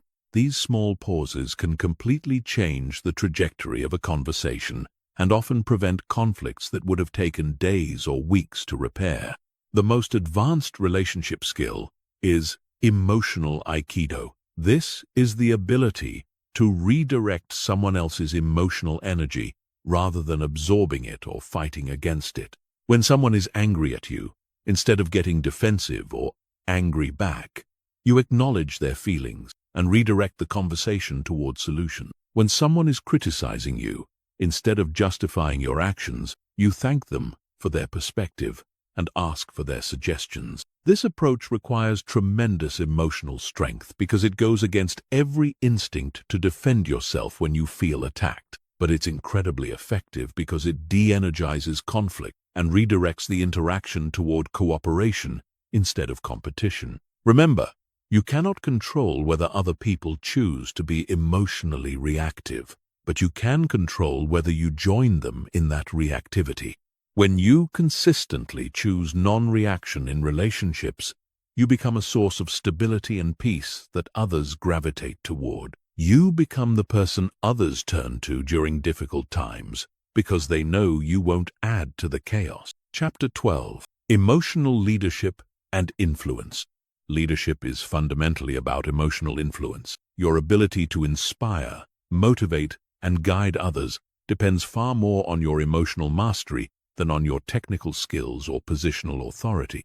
People follow leaders who make them feel confident, capable, and valued. They resist leaders who create anxiety, frustration, or self-doubt, regardless of how smart or experienced those leaders might be. The most powerful form of leadership is emotional modeling. People learn more from what you do than from what you say, especially when it comes to emotional responses.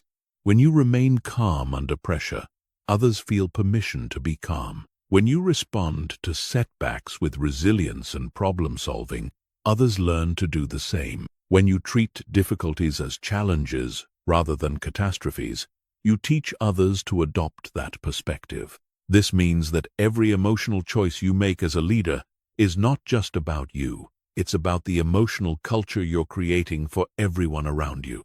Your team, your family, your organization will tend to mirror your emotional patterns. If you're reactive, they'll become reactive. If you're anxious, they'll become anxious. If you're calm and solution-focused, they'll adopt those qualities. The first skill of emotional leadership is creating psychological safety. This is the feeling that people can express ideas, ask questions, admit mistakes, and show vulnerability without fear of judgment, punishment, or rejection. Psychological safety is created through your emotional responses to other people's imperfections and uncertainties. When someone makes a mistake, your first response sets the tone. If you react with anger, blame, or criticism, you teach everyone to hide their mistakes and avoid taking risks. If you respond with curiosity about what can be learned and focus on preventing similar mistakes in the future, you create an environment where people feel safe to be honest and innovative. The second skill is emotional contagion management. Emotions are literally contagious through mirror neuron activity and social conditioning. When you walk into a room, your emotional state influences everyone else's emotional state, often unconsciously. This gives you enormous power to influence the energy and productivity of any group. Before entering important interactions, consciously choose the emotional state you want to transmit. If you want the meeting to be productive and collaborative, embody those qualities yourself. If you want your team to feel confident about a challenging project, make sure you genuinely feel and express confidence. If you want your family to feel peaceful and connected, bring that energy to your interactions. The third skill is strategic emotional authenticity. This doesn't mean expressing every emotion you feel without filter. It means being genuine about your emotional state while choosing expressions that serve the situation and the people involved. You can be authentically concerned about a problem while expressing that concern in ways that motivate rather than discourage. Sometimes authenticity means sharing your vulnerabilities and uncertainties to create connection and trust. Other times it means projecting strength and confidence to help others feel secure.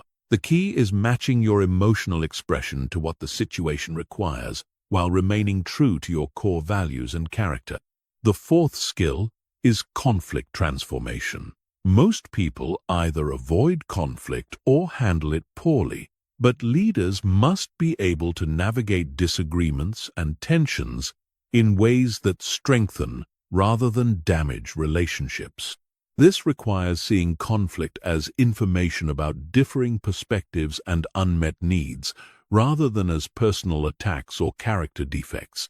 When conflict arises, your emotional response determines whether it becomes destructive or constructive. If you remain calm, curious, and focused on understanding different viewpoints, you can often transform conflicts into breakthrough conversations that lead to better solutions and stronger relationships. The fifth skill is empathetic leadership without emotional absorption. You need to be able to understand and relate to other people's emotional experiences without taking on their emotional states as your own. This means you can be compassionate towards someone who's anxious without becoming anxious yourself. You can be supportive of someone who's going through difficulties without being dragged down by their problems. This balance requires strong emotional boundaries and a clear sense of your own emotional identity. You care about others deeply, but you don't lose yourself in their emotional experience. You provide stability and support precisely because you maintain your own emotional center. The ultimate goal of emotional leadership is creating what I call an upward emotional spiral. This is when your emotional mastery inspires others to develop their own emotional mastery, which creates a positive feedback loop that elevates everyone's performance and well-being. Instead of managing other people's emotions, you're developing their capacity to manage their own emotions. This happens when you consistently model emotional intelligence, provide tools and frameworks for emotional development, celebrate emotional growth in others, and create environments where emotional mastery is valued and rewarded.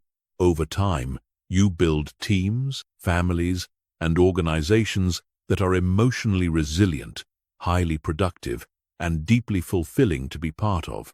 Chapter 13. Creating your personal emotional operating system. Everything you've learned means nothing unless you create a systematic approach to implementing it in your daily life. Most people consume information about emotional control but never develop the consistent practices that turn knowledge into automatic behavior. They understand the concepts intellectually but continue operating from old emotional patterns because they haven't created new systems to replace the old ones. Your emotional operating system is the set of daily practices, environmental designs, and response protocols that make emotional mastery your default mode, rather than something you have to consciously remember to do. Just like a computer operating system runs in the background and manages all the basic functions automatically, your emotional operating system should manage your emotional responses automatically. The first component is your daily emotional fitness routine. Just like physical fitness requires regular exercise, emotional fitness requires regular practice. This doesn't need to be complicated or time-consuming, but it does need to be consistent. 5 to 10 minutes of focused emotional training every day will create more transformation than hours of sporadic effort. Your routine should include some form of mindfulness or meditation practice to strengthen your awareness of emotional states as they arise. It should include breathing exercises to train your nervous system to respond to stress with calm rather than reactivity. It should include some form of cognitive work, like journaling or reflection, to identify patterns and plan improvements. The second component is environmental design for emotional success. Your physical and social environment has an enormous impact on your emotional state, often without your conscious awareness. If you're constantly exposed to negative news, chaotic spaces, or emotionally reactive people, you'll find it much harder to maintain emotional equilibrium regardless of your skills and intention. Audit your environment ruthlessly. What inputs are you consuming through media, social media, books, and conversation? What does your physical space communicate about calm and order versus chaos and stress? Who are you spending time with, and how do they influence your emotional state? Make changes that support the emotional state you want to maintain. The third component is trigger identification and response planning. You need to become intimately familiar with your personal emotional triggers and have specific strategies ready for each one. This is not about avoiding triggers, which is impossible and counterproductive, but about having planned responses that align with your values and goals. Keep a trigger journal for 2 weeks. Every time you have an emotional reaction, write down what triggered it, what you felt, how you responded, and what you wish you had done differently. Look for patterns in the types of situations, people, and circumstances that tend to activate you. Then develop specific response strategies for each category of trigger. The fourth component is recovery protocols. You need systematic ways to restore your emotional equilibrium after challenging situations or periods of high stress. Without effective recovery protocols, emotional challenges accumulate and eventually overwhelm your capacity to maintain control. Your recovery toolkit should include immediate techniques you can use in the moment, short-term practices you can implement within hours of a stressful event, and longer-term restoration practices for recovering from extended periods of high stress or emotional challenge. Have these ready before you need them, not after. The fifth component is accountability and measurement systems. You need ways to track your progress, identify areas for improvement, and maintain motivation during difficult periods. This could be as simple as a daily rating of your emotional control on a scale of 1 to 10, or as sophisticated as keeping detailed logs of specific situations and responses. The key is having objective measures of progress rather than relying on feelings, which can be unreliable indicators of actual improvement. You might feel like you're not making progress even when you're actually improving significantly, or you might feel like you're doing well when you're actually sliding backwards. The sixth component is continuous learning and adaptation. Your emotional operating system should evolve as you grow and as your life circumstances change. What works in your 20s might not work in your 40s. What works when you're single might not work when you're married with children. What works during stable periods might not work during major life transitions. Schedule regular reviews of your emotional operating system. What's working well? What needs adjustment? What new challenges are you facing that require new strategies? What feedback are you getting from others about your emotional patterns? Use this information to continuously refine and improve your approach. The final component is integration with your larger life systems. Your emotional operating system cannot be separate from your other life management systems. It needs to be integrated with your goal-setting process, your time management approach, your relationship strategies, and your career development plans. This means making emotional considerations part of every major decision you make. Before taking on new responsibilities, consider the emotional demands they'll create. Before entering new relationships, consider how they'll impact your emotional well-being. Before pursuing new goals, consider what emotional skills you'll need to develop to achieve them successfully. Remember, the goal is not to create a perfect system that never needs adjustment. The goal is to create a robust system that makes emotional mastery easier and more automatic, while remaining flexible enough to adapt to changing circumstances. Your emotional operating system should serve you, not constrain you. Chapter 14. Advanced Applications in High-Stakes Environment. The ultimate test of your emotional mastery comes in high-stakes environments, where the consequences of losing control are severe and immediate. These are situations where careers can be destroyed with a single emotional outburst, where relationships can be permanently damaged by one reactive moment, where opportunities worth millions of dollars can be lost because someone couldn't manage their anxiety or anger.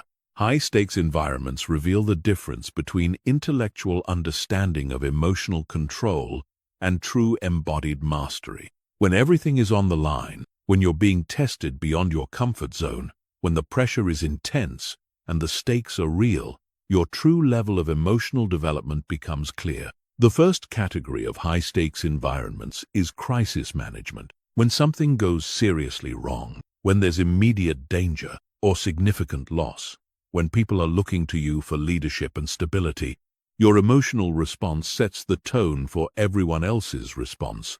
Panic is contagious, but so is calm competence. In crisis situations, the ability to think clearly while others are losing their minds becomes a superpower. While everyone else is being hijacked by their amygdala, you remain connected to your prefrontal cortex. While others are reacting to the emotional intensity of the situation, you're focusing on the practical steps needed to address the actual problems. This requires advanced preparation. You cannot develop crisis emotional management skills during the crisis. You develop them during calm periods through visualization, stress inoculation training, and practice with smaller challenges. By the time the real crisis hits, your emotional control responses need to be automatic. The second category is high-pressure negotiations and confrontation. Whether you're negotiating a business deal, handling a workplace conflict,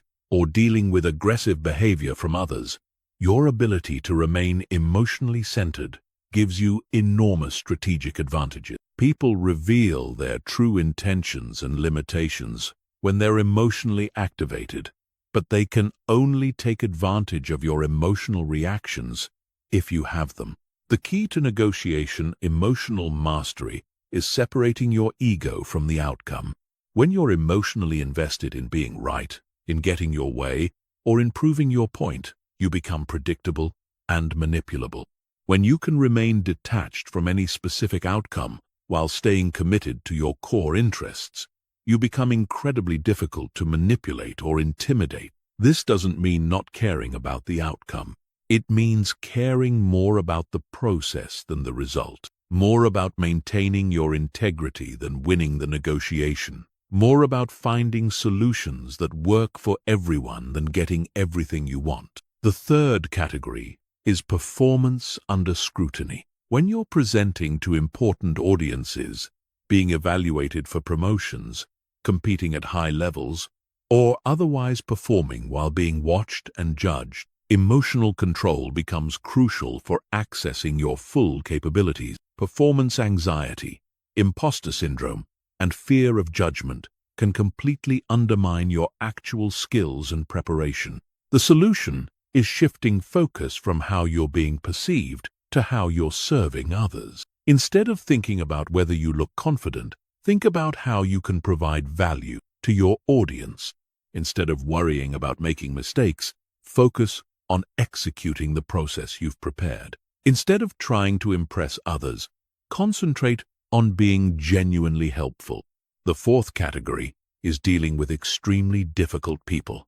Every field has people who are manipulative, aggressive, unreasonable, or emotionally volatile. Your ability to maintain your center while interacting with these individuals determines whether they drain your energy and compromise your effectiveness, or whether you can work with them productively despite their limitations. The key is not taking their behavior personally. Difficult people are usually difficult with everyone, not just you. Their emotional reactions are about their internal state, not about you specifically. When you can see their behavior as information about their stress level, insecurity, or coping skills rather than as personal attacks, you can respond strategically rather than reactively. The fifth category is managing your own success and failure. Both extreme success and extreme failure can trigger powerful emotional responses that lead to poor decisions. Success can trigger arrogance, complacency, or reckless risk-taking. Failure can trigger shame, despair, or the impulse to give up entirely. Emotional mastery means maintaining perspective and emotional equilibrium regardless of external outcomes. Success is information about what worked, not evidence that you're permanently superior. Failure is information about what didn't work, not evidence that you're permanently inadequate. Both are temporary conditions that require appropriate responses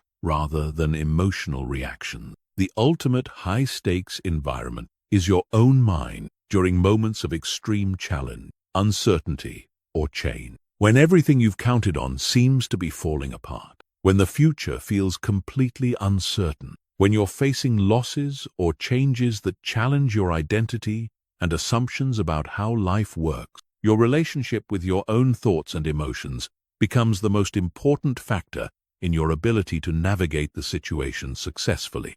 This is where all your emotional mastery training pays off. When external circumstances are chaotic, you become your own source of stability. When others are panicking about the uncertainty, you become comfortable with not knowing. When everyone else is being overwhelmed by the magnitude of the challenge, you break it down into manageable steps and take them one at a time. The goal is not to become someone who never feels the emotional impact of high-stakes situations. The goal is to become someone who can feel that impact fully while choosing responses that serve your long-term interests and values, rather than just relieving the immediate emotional pressure. Chapter 15. The compound effect of emotional mastery. Most people dramatically underestimate the long-term impact of emotional control because they only see the immediate effects of individual emotional choices. They see that staying calm during one argument prevented a fight, or that managing anxiety during one presentation led to better performance, or that not reacting to one criticism preserved a relationship. These immediate benefits are significant, but they're nothing compared to the compound effects that build over months, years, and decades. Emotional mastery works like compound interest. Each individual choice to respond, rather than react, seems small in the moment, but these choices accumulate exponentially over time. Every time you choose emotional control, you're not just improving that one situation, you're strengthening neural pathways that make emotional control easier in all future situations. You're building a reputation for reliability and wisdom that creates opportunities. You're developing inner resources that compound and multiply. The first compound effect is relational trust. Every time you remain calm when others expect you to lose control, every time you respond with wisdom when others are being reactive, every time you choose connection over being right, you make deposits in the trust accounts of your relationships. Over time, these deposits create deep reservoirs of trust that become incredibly valuable during difficult periods. People know they can count on you when things get tough. They seek your perspective during challenging decisions. They want you on their team during high-pressure projects. They trust you with their vulnerabilities and their most important concerns. This level of trust opens doors that remain closed to people who are emotionally unpredictable. The second compound effect is reputation and influence. Your emotional patterns become part of your personal brand, often more important than your technical skills or achievement. People remember how you made them feel much more than what you accomplished. When you consistently demonstrate emotional mastery, you develop a reputation as someone who can be trusted with important responsibilities and challenging situations. This reputation creates a positive feedback loop. You get opportunities that require emotional maturity. Successfully handling these opportunities builds your skills and confidence. Your enhanced capabilities lead to even greater opportunities. Over time, you become known as someone who performs well under pressure, who can be counted on during crises, who brings stability to chaotic situations. The third compound effect is decision-making quality. When you're not being driven by emotional reactions, you make consistently better decisions across every area of your life. You choose relationships based on compatibility and shared values, rather than intense chemistry that burns out quickly. You make career choices based on long-term growth potential, rather than immediate gratification or fear-based security.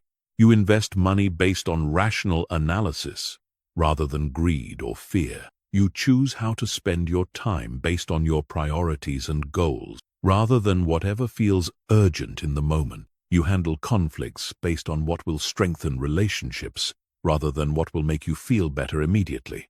These better decisions compound over time into dramatically better life outcomes. The fourth compound effect is stress, resilience, and health benefits. Chronic emotional reactivity creates chronic stress, which has devastating effects on physical and mental health over time. Elevated cortisol levels damage your immune system, impair cognitive function, accelerate aging, and increase risk for virtually every major disease. Chronic stress literally shortens your lifespan. When you master emotional control, you dramatically reduce your stress levels and improve your health outcome. You sleep better, think more clearly, have more energy, and maintain better physical health. These health benefits compound over decades, potentially adding years to your life and significantly improving the quality of those years. The fifth compound effect is learning acceleration. When you're not constantly dealing with emotional drama and reactivity, you free up enormous amounts of mental and emotional energy that can be redirected toward growth and learning. Instead of spending your energy managing the consequences of emotional reactions, you can invest that energy in developing new skills, pursuing meaningful goals, and expanding your capabilities. Emotional mastery also makes you a better learner by improving your ability to receive feedback, handle criticism, and learn from failures. When you're not defensive or reactive, you can extract lessons from challenging experiences instead of just being traumatized by them. This accelerated learning creates competitive advantages that compound over time. The sixth compound effect is opportunity creation. When you have emotional mastery, you become the kind of person that other high performers want to work with. You get invited to join important projects, teams, and organizations. You become trusted with sensitive information and critical responsibilities. You gain access to networks and relationships that create opportunities for advancement and achievement. These opportunities often lead to more opportunities in an upward spiral of growth and success. Each success builds your confidence and capabilities, making you ready for even greater challenges and opportunities. Over time, you gain access to levels of achievement and influence that seemed impossible when you were still trapped in emotional reactivity. The seventh compound effect is inner peace and life satisfaction. Perhaps most importantly, emotional mastery creates a deep sense of inner peace and life satisfaction that comes from knowing you're living according to your values and responding to life from wisdom rather than fear. You develop an inner stability that's not dependent on external circumstances. This inner peace is not the absence of challenge or difficulty. It's the presence of confidence that you can handle whatever life presents. You know that external circumstances are temporary, but your ability to respond with wisdom and grace is permanent. This creates a quality of life that's available regardless of your circumstance. The ultimate compound effect of emotional mastery is becoming anti-fragile. This means you don't just survive challenges and setbacks, you become stronger because of them. Every difficult situation becomes an opportunity to practice and strengthen your emotional skill. Every person who tries to manipulate or upset you becomes unwitting training for greater mastery. When you reach this level of emotional development, you become virtually unshakable, not because nothing difficult ever happens to you, but because you have unshakable confidence in your ability to handle whatever does happen. You become a source of strength and stability for others, a person who makes every situation better simply by being present and emotionally centered. This is not just about personal success or achievement, though those will certainly follow. This is about becoming the kind of person who contributes to raising the emotional intelligence and maturity of everyone around you. You become part of the solution to the emotional reactivity and dysfunction that plagues so much of human interaction. The choice is yours. You can continue living at the mercy of your emotional reactions, letting temporary feelings drive permanent decisions, remaining trapped in cycles of regret and limitation. Or you can commit to the patient, consistent practice of emotional mastery and unlock the compound benefits that will transform every aspect of your life. The time to start is now, not tomorrow when you feel more motivated, not next week when your schedule is clearer, not next year when your life is less stressful. Now, because every day you delay is another day of lost compound interest on the most important investment you can make, the investment in your own emotional development and inner mastery.